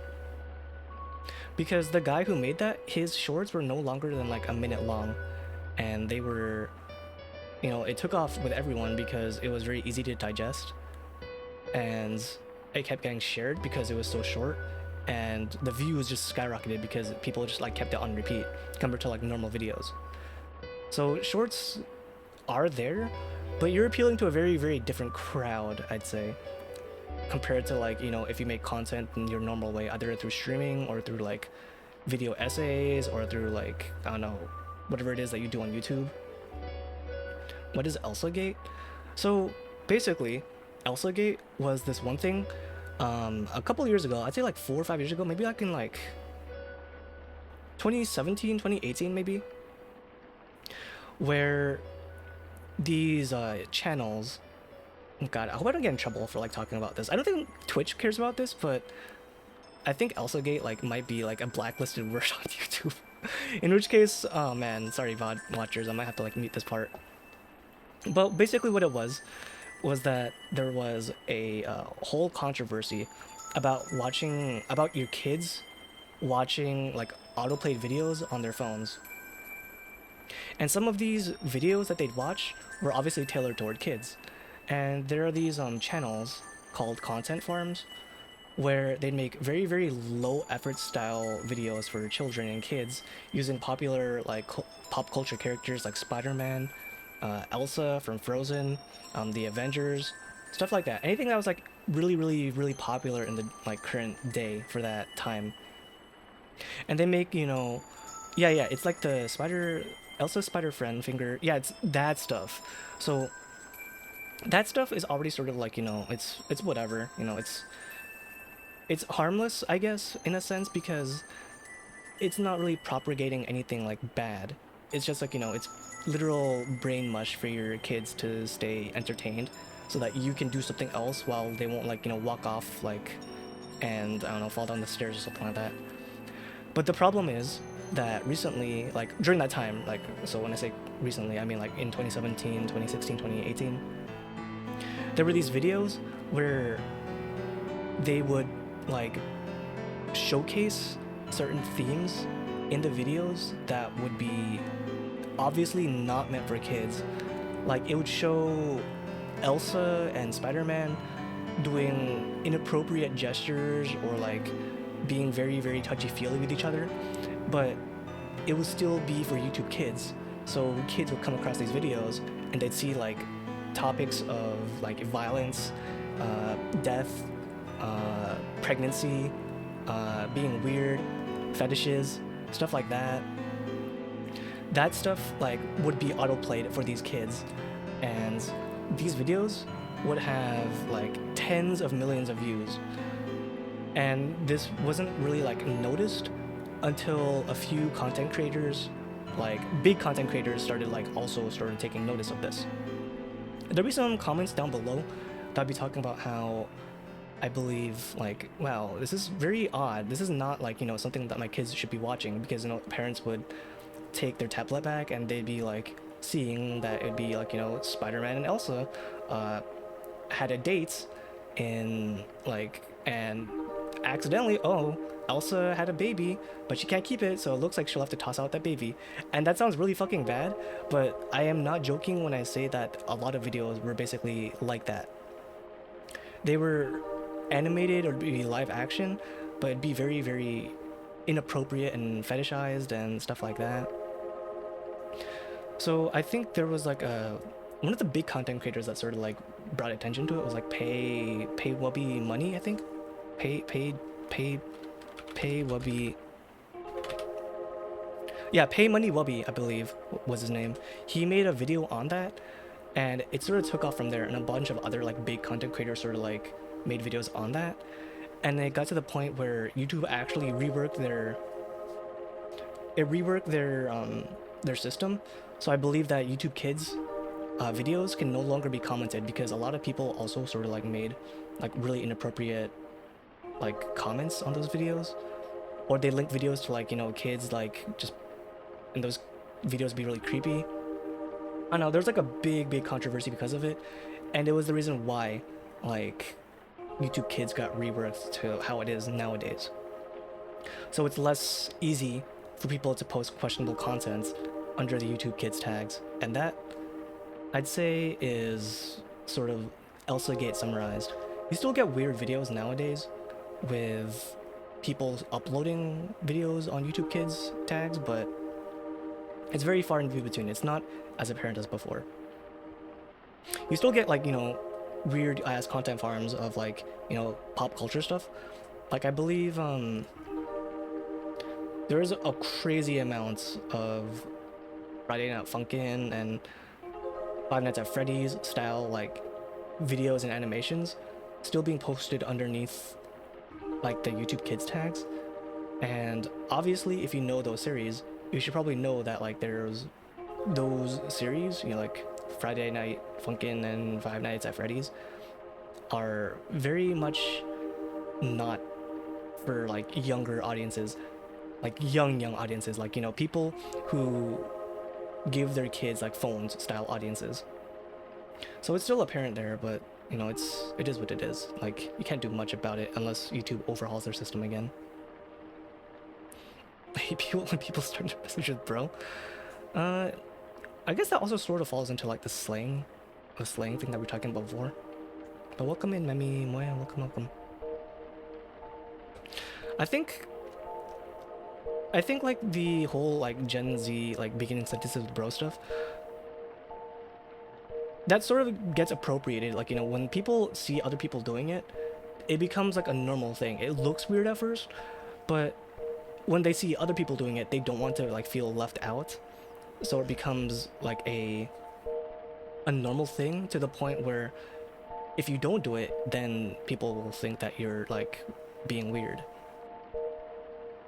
Wasn't there some controversy about Friday Night Funkin'? There's been a lot of controversy about Friday Night Funkin', if not from the actual game itself, more than it would be from like the mods and like the community around it, because it went from being like a nostalgic series about like Flash games and Newgrounds to being like more centered around the fan bases of the mods of the game and featuring like, you know, popular pop cultural characters. But as far as I know from the game itself, all I know is it has not come out yet, and there's a lot of funding for that game, and there have been very, very radio silence about the development of that game so far. I don't actually hate it, I'm just hating on stuff occasionally. No. See, the thing is, I think that's fair. That's a fair statement about like not liking certain stuff that gets popular. But I'm not a fan of that. People don't like when things get popular or mainstream. I've never really been a fan of that. Like, if you dislike something because it's popular and not because of the content that was in, you're just a contrarian. And I don't like people who are contrarian just because other people like it. I think that's very, very like disingenuous. Like, you need to judge the content of something for what it is and not because, you know, it's popular thing. Like, for example, oh, okay, so, you know, let's say Avengers, like, or Marvel movies, for example. It's been very, very easy to dislike Marvel movies nowadays because people just sort of say how, like, it's going downhill and it's not becoming really, really good. And, you know, if you like it, then you're just a normie, and, you know, you shouldn't like it because you're just funding Disney or Marvel or anything like that. And all of those, yes, that is a fair statement, but at the same time, you know, you're disliking something not because you don't like what it is, but because other people don't like it. And you probably won't even give that series a chance because other people will just say, oh, they like it so much. Like, if you like something and then a lot of people ended up liking that thing, and then you dislike it, you're not disliking it because of the content, you're disliking it because of the fan base that follows, and that's sort of what people all like get mixed up. It's the fan base they don't like, not the actual content itself. Nice try, Barrel, but I still won't watch Sword Art Online. Well, do you dislike Sword Art Online because of Kirito and his harem and it's a generic isekai, or do you dislike it because of the fan base behind it? That's a question you should be asking yourself. Wouldn't you be contrarian if you did watch Sao and say you like it? Well, you're giving it a chance, and that's the thing, that's what I'm saying. Contrarians are people who don't like popular things for the sake of it being popular, not because of the fact that they don't like the content. Both, but mostly because of the insufferable fan base. Well, like I said, if you've already given it a chance and you don't like the actual content of the series itself, then that's understandable, that's justifiable. And I'd say Attack on Titan is like a more modern example. It's very easy to hate on Sword Art Online because, like, you know, it's pretty old and you sort of know what to expect, and, like, you know, it's generic isekai. But when I was there, actually, I was there when Attack on Titan like really, really started taking off from the anime. The manga was like never really that popular, like when it first came out. Like, yeah, there was a following for it, and yeah, it was like a very, very good manga. But when the anime, got released, people went batshit insane over Attack on Titan, obviously, because, you know, it's a cool concept, you know, Titans attacking like humanity, and these people on ropes, or like, what was it, vertical assistant? Oh, I don't remember anymore. I don't even watch it anymore. Well, people flying around in the air and like cutting up these Titans and trying to defend humanity. You know, it sounds like a cool concept, and people were like, "Wow, this thing is awesome." And then, like, you know, for the past 10 years, it slowly got to the point where it got more and more popular, and now I just noticed, like, people are just saying, you know, oh, you like Attack on Titan? That's so normie of you. Like, oh, you've got generic taste. You're like those people who like DBZ, and it's like, what? What are you talking about? Yeah, it's understandable if you've watched Attack on Titan and you think that it's gone downhill, but are you just saying because it's popular it's not good? Then that's not, I don't know, I don't think that's that's not a very healthy mindset, you know? A lot of class and popularity seem meaningless when you enjoy it by yourself. That's the thing, like, don't let people decide what you like or don't like. Just, if you like something for the sake of what it is, then that's fine. I don't like people who like make fun of you or dislike you because you like something, as long as it's like, you know, harmless and it's not like, you know, you're encroaching on other people's like opinions. But outside of that, like, if you enjoy DBZ or Attack on Titan or One Piece or Marvel movies or I don't know, anything that, you know, would be considered easy target, like an easy like thing to make fun of, then it's just, you know, I don't know, you should like look into why you think that it's easy to make fun of that for that type of stuff. I saw a lot of people on music TikTok get ick from filler fans for listening to a certain album. That's just, I don't know. I don't like really agree with that. I just assumed Sao was just generic teenage boy self-insert with fulfillment. I don't know. All I really know about Attack on Titan is that really went off the rails later on. See, that's what I mean, Vortis. You don't know much about a certain series, but it's like you let popular opinion sort of shape what the series might be before you even know much about it at all. I God, I actually did watch and read Sword Art Online, and you're not wrong, but at the same time, like, is there really anything wrong with that? Like, Sword Art Online is, yes, a generic power fantasy. It's literally about a teenage boy who goes into VR and he saves the day, like, every single time, and he's very overpowered. And, you know, he gets all the girls, and he gets, like, you know, his own girlfriend / wife. And he gets to explore all these, like, different VR, and he's basically a national hero. And, you know, yeah, it is very, very, like, you know, generic for what it is nowadays compared to, like, back then. But why not? The whole point of fantasy, see, that's the thing, the whole point of fantasy is that it's fantasy. You're supposed to be enjoying the story for what it is. And even if you don't enjoy Sword Art Online, you're gonna enjoy a different, like, there's something that you guys probably enjoy that you can sort of, like, you know, sit down, turn your brain off, and just, like, watch or read and enjoy it. And that's like that's basically what it is for anything, not just like Sword Art Online or Isekai or VR or anything like that, but it's more just like you like it for what it is. I think people just got annoyed because it's popular despite it being worse than mid. Yeah, yeah. See, I understand that Sword Art Online is just, it's not good by any means. As someone who has read the manga and the light novels and watched the anime, it is extremely Gary Stu style, like, power fantasy.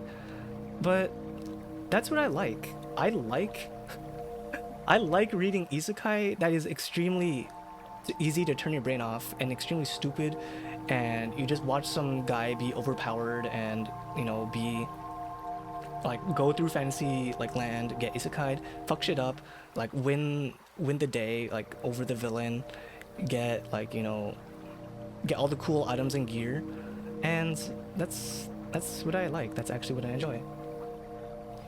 And I don't think there's anything wrong with that, because that's literally every other series too, if you think about it. It's someone who gets, like, you know, goes through some struggles, but then they also, like, end up bettering themselves as a result of it, and they also, like, you know, get some really cool gear, or they are like the main character and they never die. And that's like every single, like, movie or series out there. It's all the same, it's just like a different flavor or formula. EP bitch time for me to have fun talking to funny computer friends. Yeah, I hope we have a good time, Fev. Thanks for dropping by. Yeah, but Beryl, it's just how you do the story. Yeah, but the thing is, I'm not saying that you should like things that are bad. I'm saying if you enjoy things that are bad, then that's fine, and you shouldn't let people who like or dislike you like that series because it's popular, like dictate whether or not you enjoy it, regardless of whether or not it's good or bad. That's what I'm trying to say.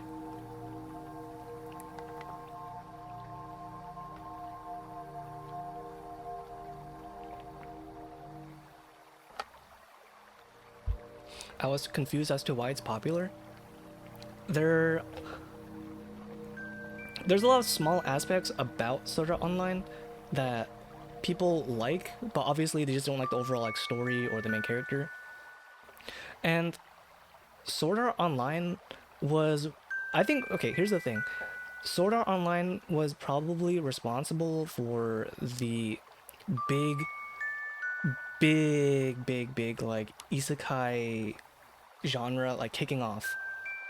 It wasn't the first one, and it probably wasn't even like the last one to like really become popular within the isekai genre, but it had a huge impact on the overall like standing of like the manga and anime industry because of how popular it got. And I think that's what people didn't really like, because now you sort of see that like a lot of similarities from isekai stuff or fantasy in general sort of branch back into coming from sort of online, I'd say. Beryl, can you stream Friday? TY? It's not even Friday. I know what you're talking about. Well, it's like when they shove it in your face and it makes me hate them for liking that series. Making their entire personality style as well. Well, like I said, you shouldn't let their opinion about something dictate whether you like something or not. It doesn't just really make any sense. There's always going to be people like who make their entire lives centered around like, you know, a certain series, or they obsess over a certain series and they'll try to like push it onto others. But that's true of like anything. You get that from like, you know, Twilight fans, you get that from like Marvel fans, you get that from anime fans, not just like, you know, Sao, but like anime fans in general. You get that from like sports fans. They try to push their, well, I won't even say push. They just try to share their like interest of something with other people, and they're just not really aware of the fact that like, you know, they're kind of being standoffish because of that. Silly trash isekais that you can binge watch because they're so fun to watch. That's what I do. Like on my free time and on my breaks, sometimes I'll just go like on like I'll like go on like webtoon, or like I'll read mangas where it's literally just like, you know, it's the most generic like batshit boring OP main character ever. I've read a lot of mangas where it's just like, you know, the main character is overpowered and he or she just goes through like Fantasyland and they just beat everything up and they don't have a problem. Do I have bad taste? Yeah, probably. Am I ashamed of it? Not really, because it's what I enjoy. I like that. I like reading it. And I don't care if people say like, oh, you know, you've got bad taste. Well, okay. That's fine. I'm enjoying my series. You know, if you don't like it, then that's cool. I am just really far outside the target audience for a lot of anime nowadays, so I'm not really interested in them and tend to be cynical about them. Well, yeah, because you have your own tastes. And it's going to be people who, you know, people are probably going to disagree with your tastes in the end, and you should also like sort of accept that. But you shouldn't like also like push onto other people if they're like, you know, not willing about your interests, if that makes sense. Like, it's okay to share your interests, but you shouldn't be so, like, I don't know, pushy about it, I guess. I like a lot of horror anime and manga that's probably more gore than horrific. Plot meanders, but it's the art and craftsmanship that goes into the effort is what intrigues me. That actually is what got me into Junji Ito and a lot of other horror, like, mangaka, I guess. Junji Ito had a very, very big influence for a long time for me. After I'd say 20 2013, 2014, I'd say, is when I really got into like reading like a bunch of like horror manga and horror stuff. But horror for like anime and manga is sort of like hard to. It's sort of hard to like get into, I'd say, for like an average person, because when people think of horror, they think of like jump scares and video games and movies and stuff like that. So if you try to introduce like horror like manga to like an average horror fan, like that doesn't like really vibe with horror, like with manga in general, it won't really make any sense. And I think how horror is done in like anime and manga is very, very different from like mainstream horror from like, you know, video games and movies and stuff. I don't know, I can't just enjoy this generic stuff anyway. Yeah, that's fair, that's understandable. Horror's fine if it's manga because there's no jump scare. You'd be surprised actually, Shrimp. I forgot the name of this one manga, but it was basically about how it's like a day-to-day. The chapters themselves were not connected at all. No, it's not Bang Changdang. It's not the Korean webtoon. I know what you're talking about. But there was this one manga series I was like reading about how it's like, you know, not generic. It's about like slice of life, day-to-day like episodes of absolutely regular normal people. But for some reason, for absolutely no reason, sometimes they'll just get haunted by these like entities or ghosts or otherworldly like beings, and every single chapter sort of ends with them finding or like discovering this entity that appears in front of them or is about to like spirit them away or like take them. And the art style for that manga was very, very visceral. Like, it wasn't gory at all. It was very, very like, you know, 90s-esque, like 2000s-esque like manga style like illustration. But the way that he did like his reveals were very, very, very like creepy, like to the point where I could almost call them like a jump scare, because you would turn the page and it would be like a, what's it called, very, very unexpected, like the shift between how slice of life and easygoing it was versus how creepy it got like right next to the next page was very, very unexpected. I guess I'm still learning how to be less vocal about stuff I dislike, I guess.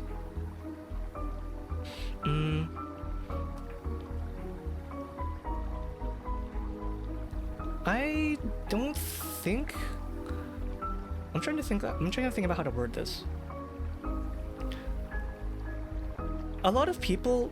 Here's the thing. For stuff that you dislike, for the things that you dislike, there's gonna be people who like that type of stuff and vice versa.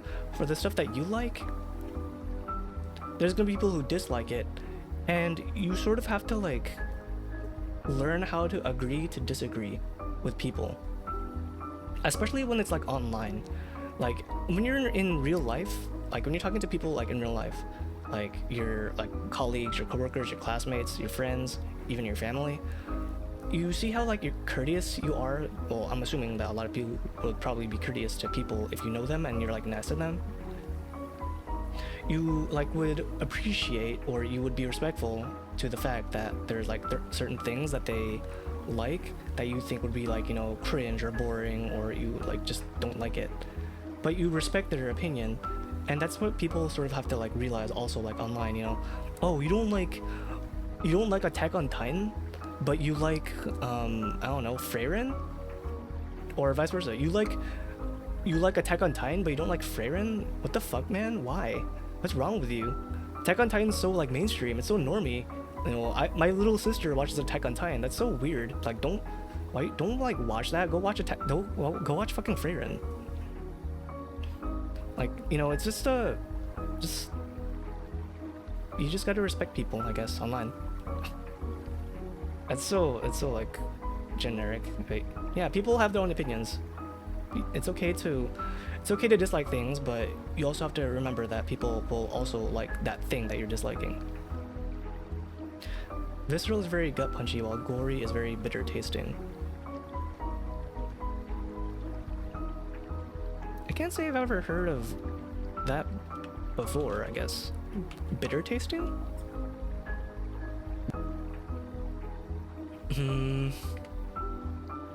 Let me try to think of like the difference of like visceral versus like gory. I'd say gory relies a lot on like a shock factor, I guess. While visceral is more just like the feeling of like, God, I don't want to like be redundant. Gory relies on the shock factor of blood and guts, while visceral is more like the atmosphere of blood and guts, I'd say, if that sort of makes sense. Or man, it's hard to describe, honestly. Yeah, gory is actually no, I like the way that you described that, Mortis. Gory is a kind of instinctive reaction, and visceral very, very much like sticks with you. Good morning. Hey, Digitoma. Welcome to the stream. Welcome. No, dude. What I like is the best, and what I don't like is the worst. And what I say goes. If you don't agree with me, you're very stupid, and you're stinky, and your opinion sucks, and you should go jump in a hole, and you should like never come out again. And that pretty much sums up like every like arguments online ever, pretty much.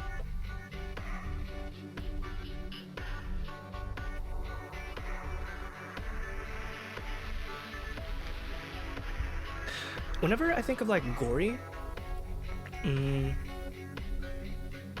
I think of it like, okay, this is what I think of like gory, I guess, versus visceral. When you're playing a video game, and let's say you're playing God of War, and you rip off someone's head, and their blood and guts goes everywhere, and their brain matter like splats on the floor. That's gory. But let's say you're playing Silent Hill, and you're walking into like Silent Hill, you walk into a building, and the entire building is full of like chains and organs and like eyes and faces and monsters. That is visceral, I guess. That's the best way I can sort of like describe it. And they both have like they both have their like ways of being attractive, I guess, to other people. Like some people enjoy gore versus like people enjoying viscera, and that's fine. But it's different strokes, I guess. Different strokes for different blokes.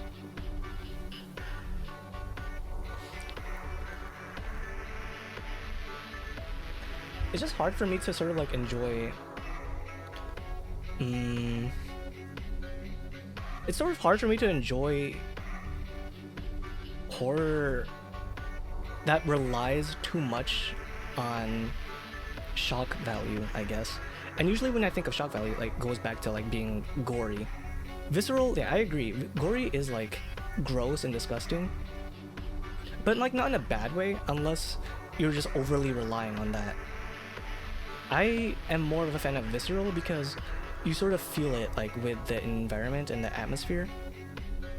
And I don't think I've really seen that many visceral style like series or like movies or games. I think Silent Hill is like sort of like the main one I can think of that really encompasses that. Where are the Christmas decorations? Outside on the building, but I haven't left this building yet, so I mean, I can't showcase it to you guys, unfortunately. So hi Dolphin, welcome to the stream, welcome. I didn't even enjoy horror at first, but my curiosity to turn the next page sort of releases me from the burdens of the fear.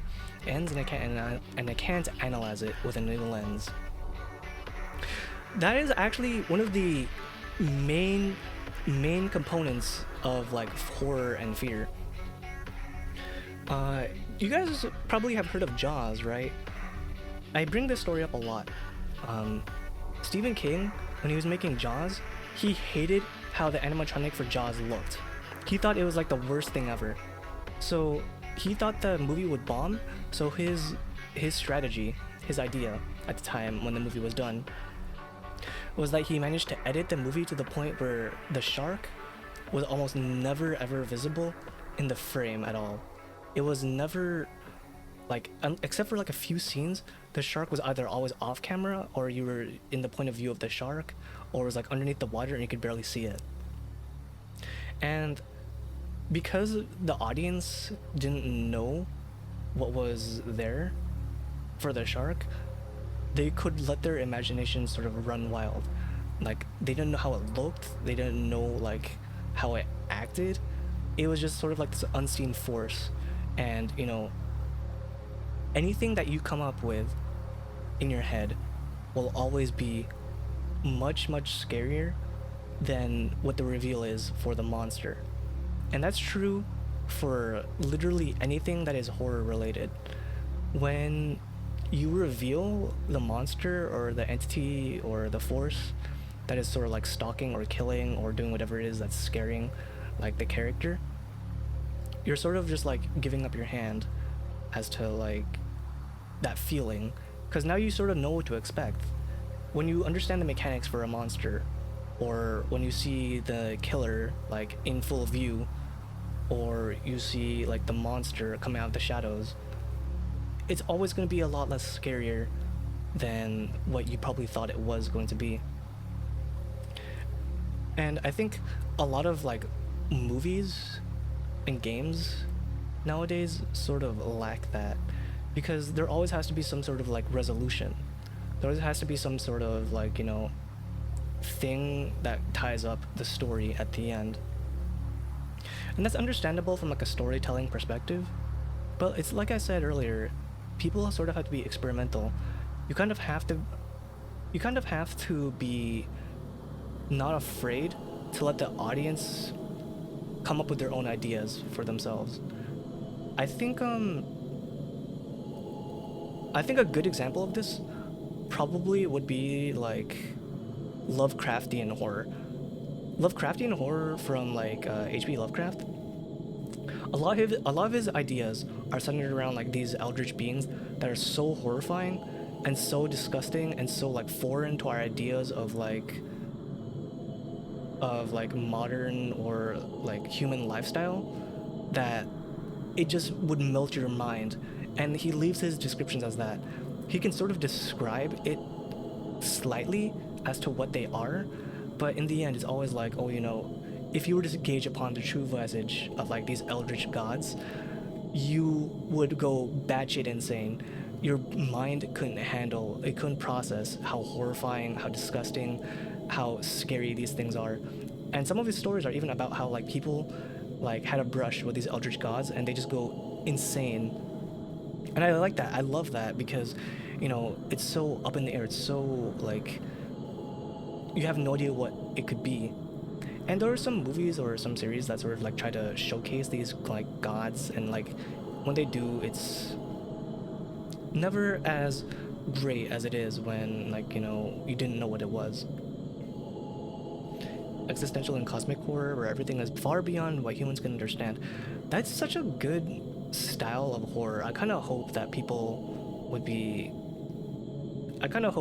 more people kind of embrace that style of horror. Don't be afraid of like letting the audience sort of like come to their own conclusions. And it's okay for them to make their own like ideas of the themes or like what the message is behind your movie. It's okay to be open-ended. Critics, like, you know, obviously won't like that, and, you know, I guess nowadays like everyone's like all about the critic ratings, but there was this one movie. I think it was called Black Christmas. And it's a, you know, a generic slasher flick. It's very, very brutal. It's very, very like graphic.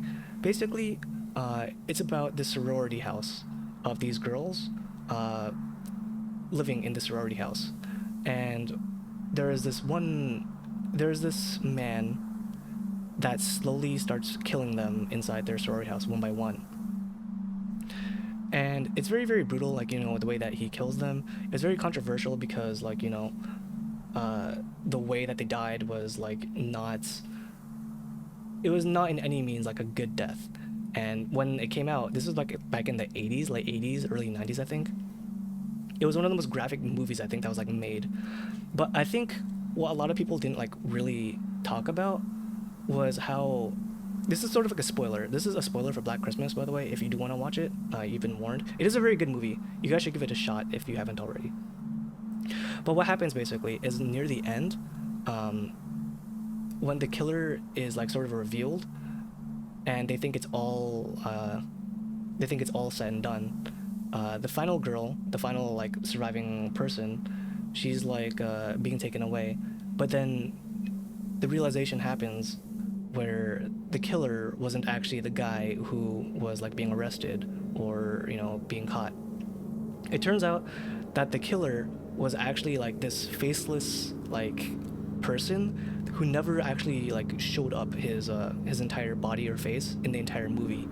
He was this person that was living inside the attic, and he always like existed in the shadows. He never showed his actual face in the camera or to other people, and his entire backstory was that he was just like a serial killer. There's no reason for the way that he existed, like why he killed people. He was just like this source of evil. And I think that like idea was like the scariest thing I think I've ever seen like in a slasher flick. See, like when you think of slasher flicks, there's always like this idea that these killers are the way they are because of something that happened to them when they were like kids, or like they were traumatized, or they have a very big vengeance or stigma against like a certain like type of person.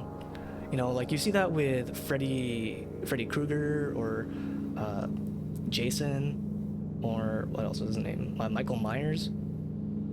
Although I guess Michael Myers is sort of also falls into that sense, but he is a bit less so because you sort of see how he looks like. He's like this guy with a mask.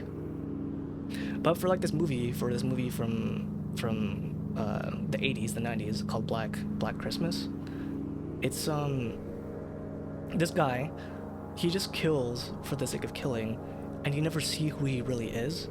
And I think the most like scariest thing was that this could possibly happen. Like this person could exist not because he was traumatized as a kid, not because he has a vengeance toward like campers, or he hates like adults or kids. He just kills for the sake of killing, and you can sort of like see that person existing.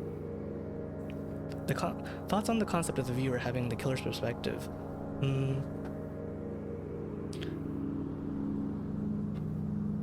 I think it provides the audience a sort of sense of voyeurism, I guess.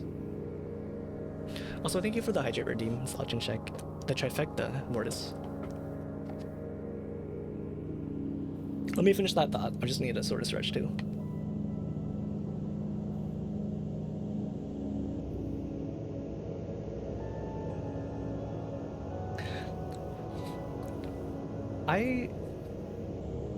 I like the idea, at least as far as movies go, because usually when you think of like slasher flicks or movies or monster flicks, you're sort of like watching it from the perspective of the victim, or like watching it from like a third party like lens. Like you see something about to happen to them. But when you're like watching it from the perspective of like the monster or the killer, it's so surreal, I guess. I think Evil Dead sort of did that, didn't it? Evil Dead sort of had that perspective of the Deadites, where you never actually see the Deadites, you never see the spirits firsthand. You only see people's reactions of like what they could be. And I thought that was like horrifying, because you don't know what they could be. It could be anything. Like, they're absolutely scared out of their mind when they see these flying spirits, which we never see on camera, like flying toward them. I think that's how I think that's what happened in the first movie. Like, it's literally like a flying camera flying into this house full of like these teenagers, and they see something like approaching them, but they don't know what it is. So I think it's a very like unique style of like a camera work and storytelling that I think more people should do more often, especially when you don't know what it is. Like you're sort of in the shoes of the monster, I guess. And the only like idea you have of them when you don't know what they look like is people's reactions toward yourself. And I think that's more realistic and more convincing than just like, you know, being like in the third person camera or like from an outside view or like a camera where someone like looks to the side and they gasp and they're like, oh my god, or what the fuck is that? And then it either kills them or like the camera pans away or they run away. That's I mean that's it's all right, I guess. But when you are that perspective, I think it adds a whole other layer of authenticity because you see from your victim, well, quote unquote, your victim's perspective, like how horrified that person must be, like to be that helpless in that moment. Michael is supposedly the incarnation of evil, and his mask and outfit show like the shell of a man concealing said evil. Yeah, that's. I also very much like Halloween because it also sort of encompasses that sense of like, you know, evil for the sake of evil, not because something happened to them, but because he just is the way he is. And it's kind of scary to think that people out there are sort of like, you know, like that. They are just inherently bad people who do bad things to other people because it makes them feel good and nothing more. What's your favorite horror movie?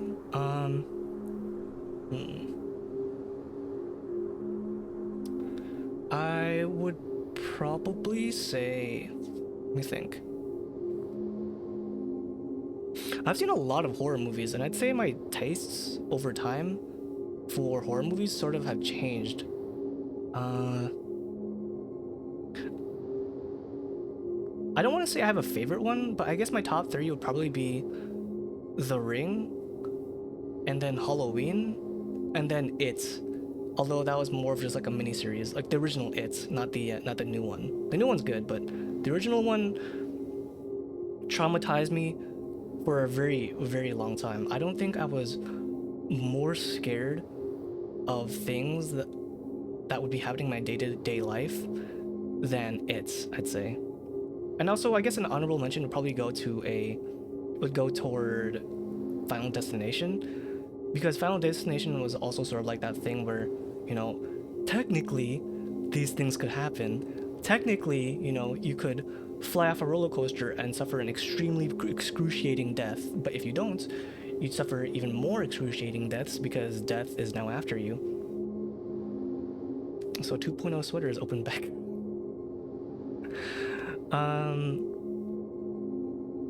No spoilers, that's all I gotta say to that. I could go on to even say Dr. Loomis almost went insane because he couldn't understand Michael in his sane mind. It's like an evil even he can't comprehend. Isn't that kind of wild though? Like it's a doctor, a psychiatrist who is normally supposed to help people, but then he realizes, like after a session with Michael Myers, that this man is so beyond help. He is so like foreign to the idea of empathy and humanity that this man who is this psychiatrist who is supposedly here to help people, his only solution in his mind is to kill or get rid of this incarnation of evil, like wearing a human skin.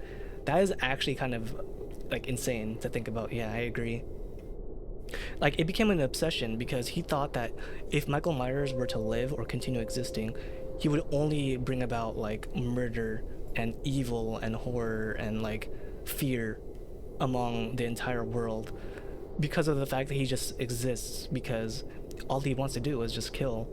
He doesn't do it because he finds it, you know, fun or enjoyable or he hates people.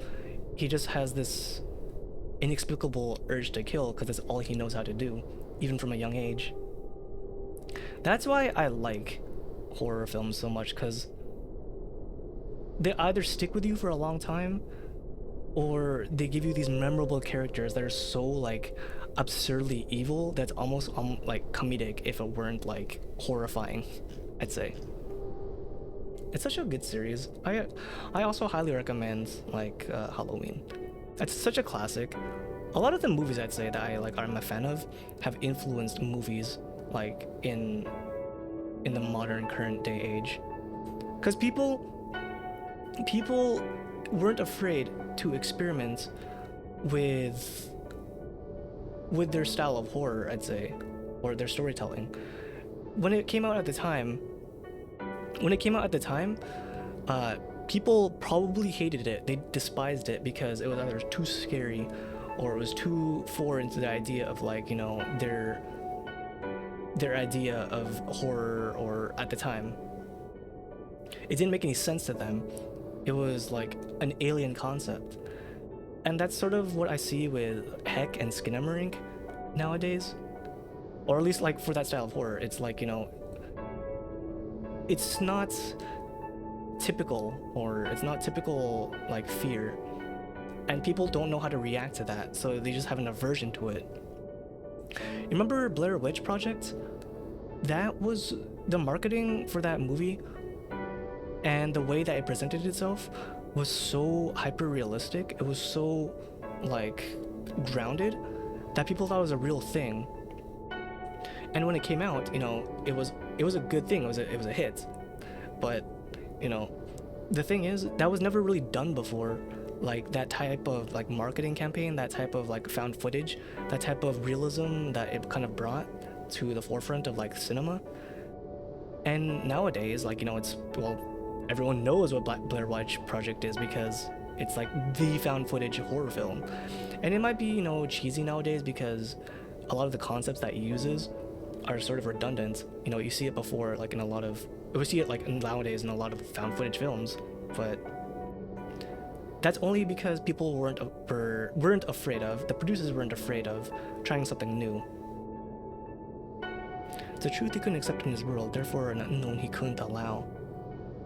Yeah, he was, if you think about it, Dr. Loomis was sort of like, he might have also been kind of like crazy in that sense too, because he was unable to accept, from his point of view, this killer, this basically evil incarnate. And I guess it's a good thing that was a thing, because, you know, he was, you know, evil and bad. But in any other sense, you know, if it was like, you know, another patient that he had, then he'd probably be the villain in that sense. But it just so happened that, you know, there's just like a way worse person out there, you know, there's a literal killer out there for Michael that he sort of had to like stop. He sort of had to kill. The last Halloween movie was so bad. Oh, like the reboot series, right? With what was it? Jamie Lee Curtis, I believe her name was. The original actor. Halloween Ends? Yeah, Halloween Ends. Yeah, that was it. Jamie Lee Curtis. The thing is, I watched that movie and I agree. It was not a good way to sort of like end the series, especially considering it was like the canon version of events from the original series.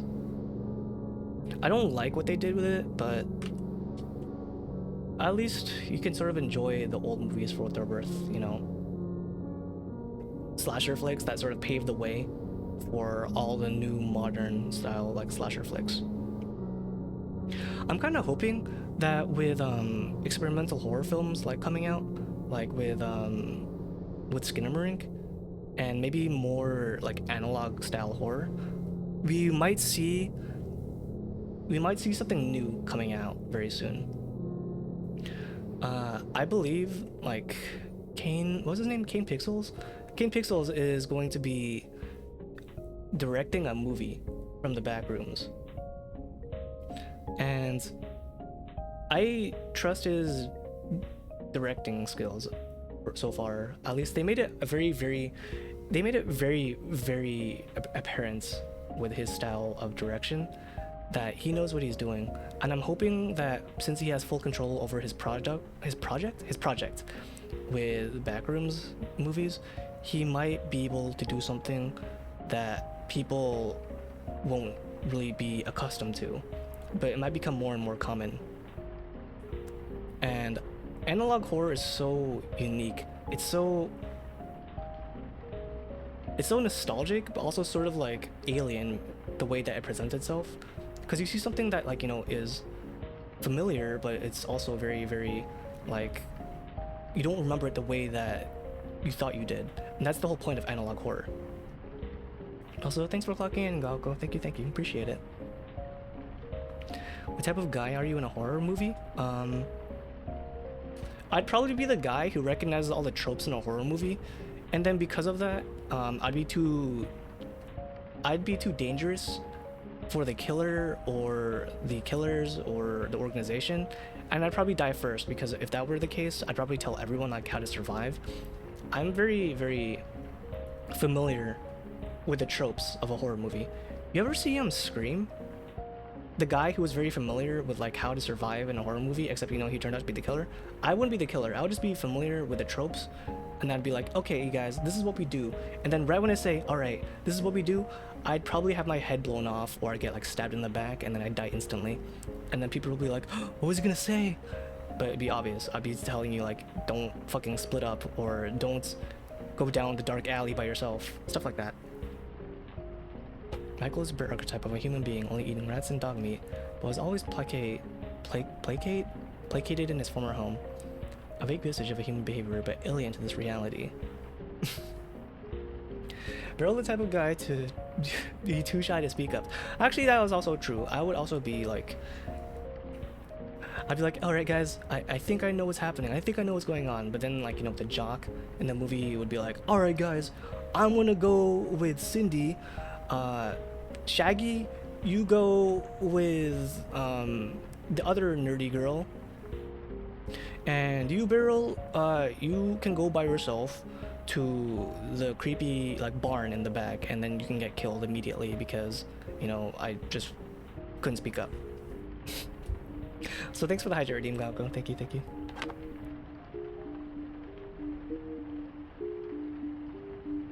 The one who looks at the camera and goes, get a load of this. The fourth wall breaking character? Well, unfortunately, I've got bad news. The guy who is the Joker, the comedian, they also end up dying very fast. The way that horror movies goes, usually the people who are either very familiar with horror movies or tropes, or the comedians, they'll die off first to show that this movie has shifted from being, you know, ironic and funny and a parody of itself to being a bit more serious. Like, if you see the Joker die in a movie, like the comedian die in a movie, that's how you know there's gonna be not many more jokes, because, you know, he's dead. Beryl is the type of buffoon to drop his car keys because he has too many keychains. You know, wasn't there a car commercial about that, like Geico, where it's like these guys are like discussing how to escape from a killer, and they're like, hey, why don't we just take the car and leave? And then everyone looks at that person and they're like, no, that's stupid, what are you talking about? Let's go hide behind that like into that shed full of like the noisy cans that will make a lot of noise, and we'll hide like behind this table that's very obvious. And then the killer is like just looking at them being like, what the fuck are these guys doing? It's such a good commercial. I like it so much. I think it's fine to be like, you know, self-aware of like being in a movie, a horror movie, as long as you're not being overly obnoxious about it. I think Cabin in the Woods sort of like did that pretty well. If you weren't aware of Cabin in the Woods, it's sort of like this meta-style horror movie. Also, spoiler alert for anyone that also was interested in watching that movie, it's a very good movie too. it's like one of the few movies that I also sort of like accept for being meta because of the way they do it. But the premise for Cabin in the Woods is that these teenagers go out to a cabin, obviously, to like do some R&R, but they're not stupid. They're not stupid by any means. They're very like, you know, they're very like rational people that, you know, make rational decisions originally. But it turns out that this cabin is actually a place where people get sacrificed, and there's this company or these people behind this cabin that are responsible for having these people having these teenagers get sacrificed. So what they do is that they summon or they summon these zombies, and they summon like these certain amounts of events that happen to take place that like would not be out of place from like a normal horror movie. But the teenagers, they're very rational. They're like, okay, you know what? We're not going to split up. We're going to stick together. We're going to escape. We're going to try to escape. But then the company, like, you know, the corporation, the people behind them, they're like, oh shit, these guys actually know what they're doing. So what they do is I think they gas them to make them stupider so they act like typical movie characters. So all of them are very like end up being like, you know, the typical like archetypes where they're like just they have no idea what to do. They're like acting really stupid. But the thing is, the stoner in the groove, he is so like zooted out of his mind. He takes so much weed that the gas like just doesn't affect him. So he actually manages to survive because he was actually like immune to the gas. He actually like made rational decisions apart from like the final girl, the girl who survived. I thought that was like a really, really cool like idea because like, you know, yeah, they were aware, but there's a reason why they act really stupid. And even like the people who didn't get affected, they were still making rational decisions in a horror movie that you would make if you were like in that situation. Beryl is the guy from the cabin in the woods that tries to escape with his bike. You mean, wait a minute, that was oh, what's his name? Oh my god. I didn't realize this, but he's actually one of like, I think, is that Chris Hemsworth? I think that's Chris Hemsworth. It is! Chris Hemsworth is the jock. You know, Thor? Thor is literally the guy who fucking rams his bike into the force field and dies. I never realized that until someone told me, and I looked back on it and I was like, oh my god, that's true. Fucking Thor ate shit. I thought that was just really funny, honestly. They keep making the killers too hot in these newer movies. Do they? Maybe they're just trying to appeal to like a broader audience. There's two types of people like when it comes to horror movies. You either root for the good guys to escape, or you root for the killer to kill everyone in a very, very gruesome way. And it really depends on what type of movie it is. I think there's this one movie called Terrifier, where it's like this evil clown from hell, and it's literally, the entire movie, it has like no plot. It's literally just him going around killing people in very, very gruesome and disturbing and torturous ways. And I think that's sort of like the point of the movie. Like, people come to watch horror movies to watch people die, regardless. Even if you want the good guys to survive, you still sort of expect them to die.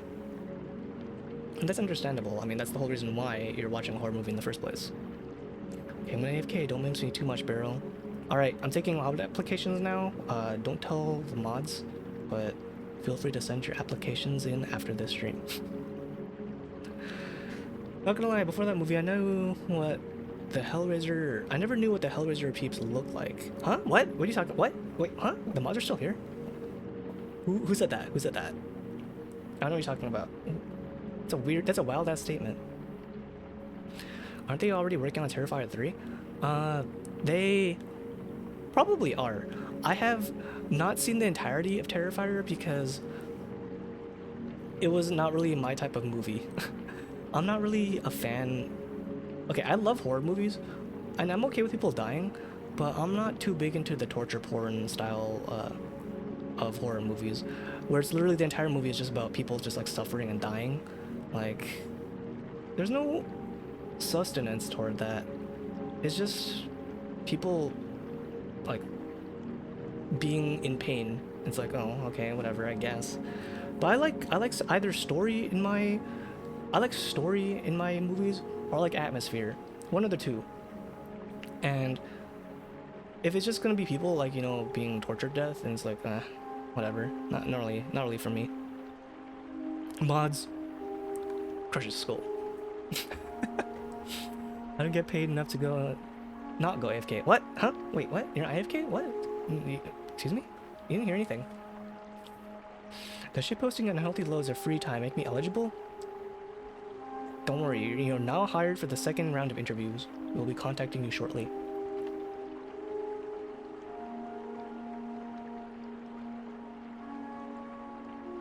Oh yeah, Hellraiser was sort of like in that movie in Cabin in the Woods, wasn't he?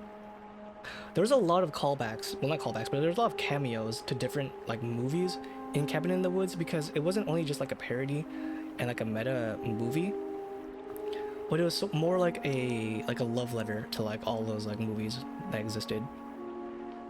Especially near the end, like, yeah, it was sort of like, kind of similar to Evil Dead and a bunch of other like zombie flicks, and people being really stupid, like the main cast being stupid. But I really liked how like a lot of other containments, like a lot of other containers were like options for killing and sacrificing these kids to like, the god. Just put out a spoiler warning and play the clip where they show all the monsters. No, I don't want to. I gotta be careful with that, because YouTube will be very, very, very sus about that with the copyright. But like I said, you guys definitely need to check out Cabin in the Woods, because it's such a good series. It's such a good movie. By itself, it's so good. Especially if you just like horror movies in general, you'll enjoy like everything about it. I tried to watch Saw, but the storyline and Jigsaw's self-righteousness made my brain hurty. Yeah, Saw is definitely, like I said, it falls into the category of torture porn, but funny enough, the original Saw was not like that. The original Saw, the first Saw movie, was very much a psychological like thriller with a bit of like, with a bit of, what do you call it? Slasher slash like traps put into it. The traps are not the main focus of Saw. Yeah, they existed, but it was more just like, about catching this killer who plays with his victims like lives because he believes that they don't deserve that. And that was the entire point of the series, in case you guys don't know. Their entire point of Saw is the reason that he puts these guys into like these torturous like traps is to see whether or not that they could they care more about their life than they do about like just the physical pain and stuff. And that sort of got lost in the later ones, because the like producers and the director were like, hey, people like watching people suffer, we'll make more torture porn and people will watch our movie. And that was kind of true. That is kind of true. And they kind of keep on watching it.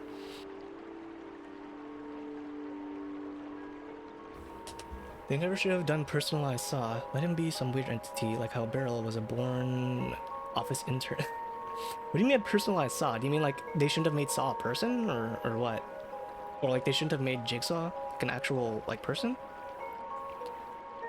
Saw had tension and thriller, then it had lore more convoluted than mansion architecture.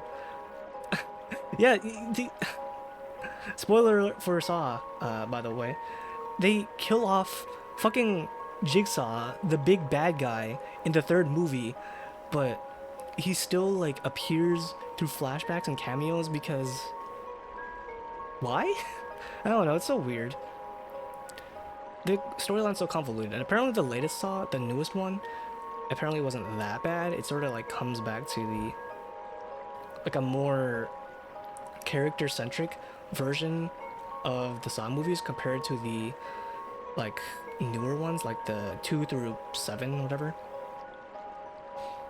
But it's still very much focused on being like torture porn. Not only that, but the previous movies are sequels or prequels. That's the thing. The sequels always tout themselves as like, you know, being like taking place in the current day or the day after, like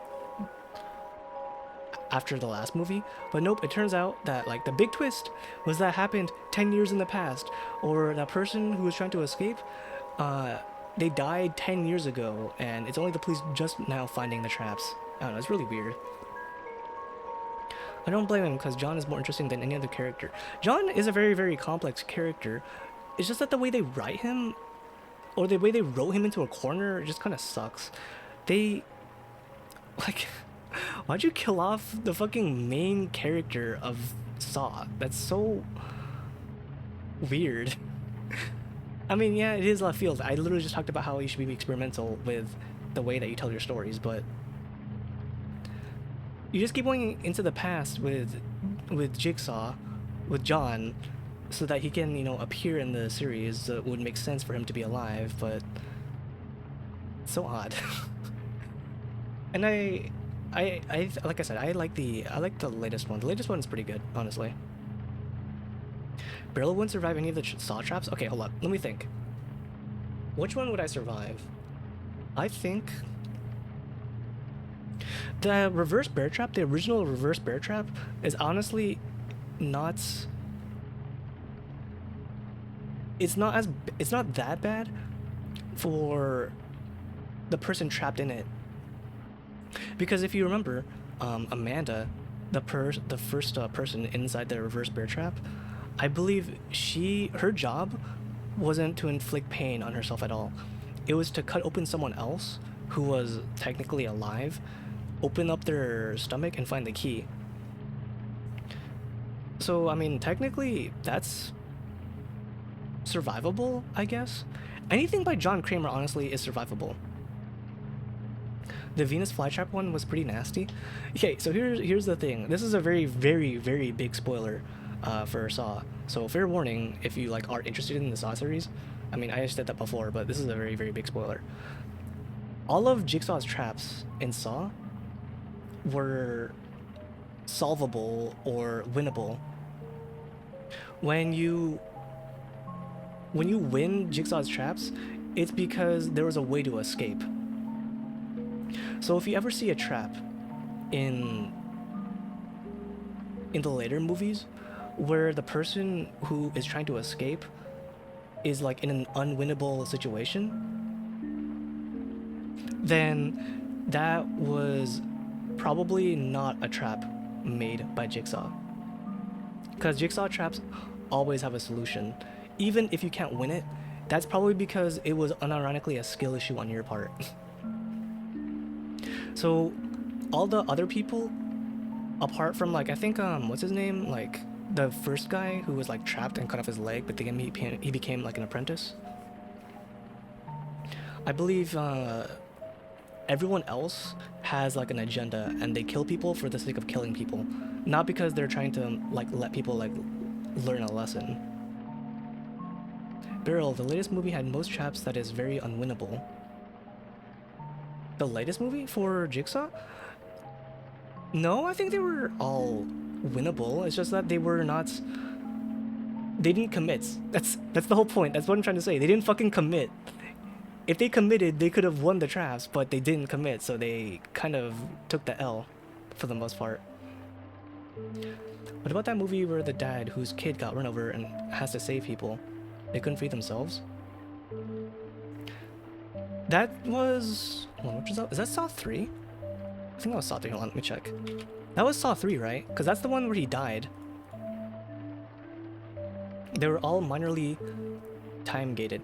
Well, yeah, they were time-gated, but still, they still had the means to get out. It's just that they couldn't because they were afraid of pain. Let's see, Saw 3. This one was...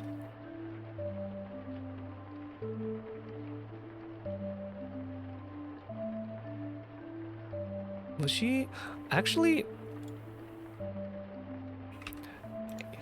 Okay, so I did a plot summary of Saw 3. As it turns out, the person who was in charge of those traps was not Jigsaw. I believe it was what's his name? It was the guy in the first trap. It was the guy who would manage to escape. I forgot his name, but Jigsaw was not in charge of that. It was someone else. So yeah, my point still stands. But also skill issues when you have to rip yourself from a scooty toilet bidet because you didn't take a fruit with your school one time. That is an actual skill issue. Yeah. Barrel is small enough to fit on Jigsaw's tricycle. You mean Billy? Billy the puppet? I think Billy is a very, very like good designed mascot character. He is really fucking creepy. I kind of wish that they kind of like made more use of him, but you know, Billy's, well, his creator's dead, and the only people who keep using him are the people who just sort of like twist Jigsaw's like original message. They still did commit to it? Well, they didn't commit hard enough. What's the latest one called again? Saw X? That was it, Saw X. What were the movies again? So, well, not movies, what was the traps again? Let me look at this. Pipe bombs, so he managed to do that. See, someone did escape from that. The what's it called? The first guy actually managed to escape because he committed. Everyone else, skill issue. I don't know what to say. Actual skill issue. Little lab rat being jiggly? Yeah. This is you guys. I'm surprised that you guys are taking this all in stride considering like all the crazy ass shit I'm talking about right now. You're just like, oh yeah, you know, people dying, you know, people being tortured, just a normal day. Maybe it's this space, this office space that I'm still stuck in. It's like making me go insane.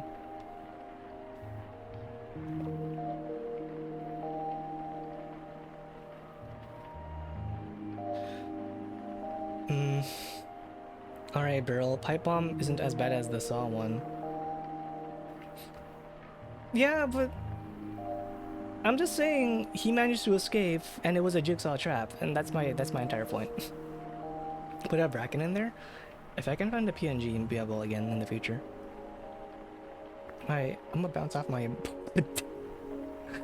See you later, besties, and happy RNGG this month. When day is dark, think happy day. Thank you again, Pixel, for dropping by. I hope you have a good rest of your day. See you around next time. I should probably head off too soon too. It's getting late, it's like 4 AM. Never really did find out what I was going to do tonight. I thought I was going to play a video game, but it's too late for that, so probably just head off to bed soon. Let's go see who's still up right now. I'm tired. This cold medicine ain't shit. It made me drowsy but not tired. I was like half expecting to actually like pass out on my keyboard while like droning on. That never happened. What the hell? Maybe I need to like I probably should like take NyQuil or something next time. I just took generic cold medicine over the counter. Time for claymation nightmares? Don't worry, it's not real. That's all you have to memorize. It's not real. Let's see. Ooh. Looks like Toto's on right now. Let's go say hi to her. It looks like she's also doing a chatting stream, and she is learning Japanese. That sounds nice. Alright. Flash raid. Totoro Mao. There we go. Alright, you guys know the drill. God. I can't even think properly right now. If you haven't already, feel free to follow me on Twitch and on Twitter. Really helps me out. And if you want to keep my streams, I usually stream between 11:30 p.m. and 2 a.m. PST. This week has been a bit rough on me because, like I said, I'm kind of having to do like a bit more later hours, and I may have to possibly work on Saturday, and it's gonna suck. But that's fine. I'll try to still find time to stream once in a while this week, and hopefully it'll go back to normal for next week. But until then, you know, it is what it is. Bidet raid? Sure, you know what? Why not? It's not fucking skibbity or fucking stinky related, so that can be a raid message. Bidet raid. There you go. Yeah, that'll do it. If you wanna keep up with my streams, I usually announce it on Twitter and on Discord. Yeah. You guys take care of yourselves, and I'll see you on the next one.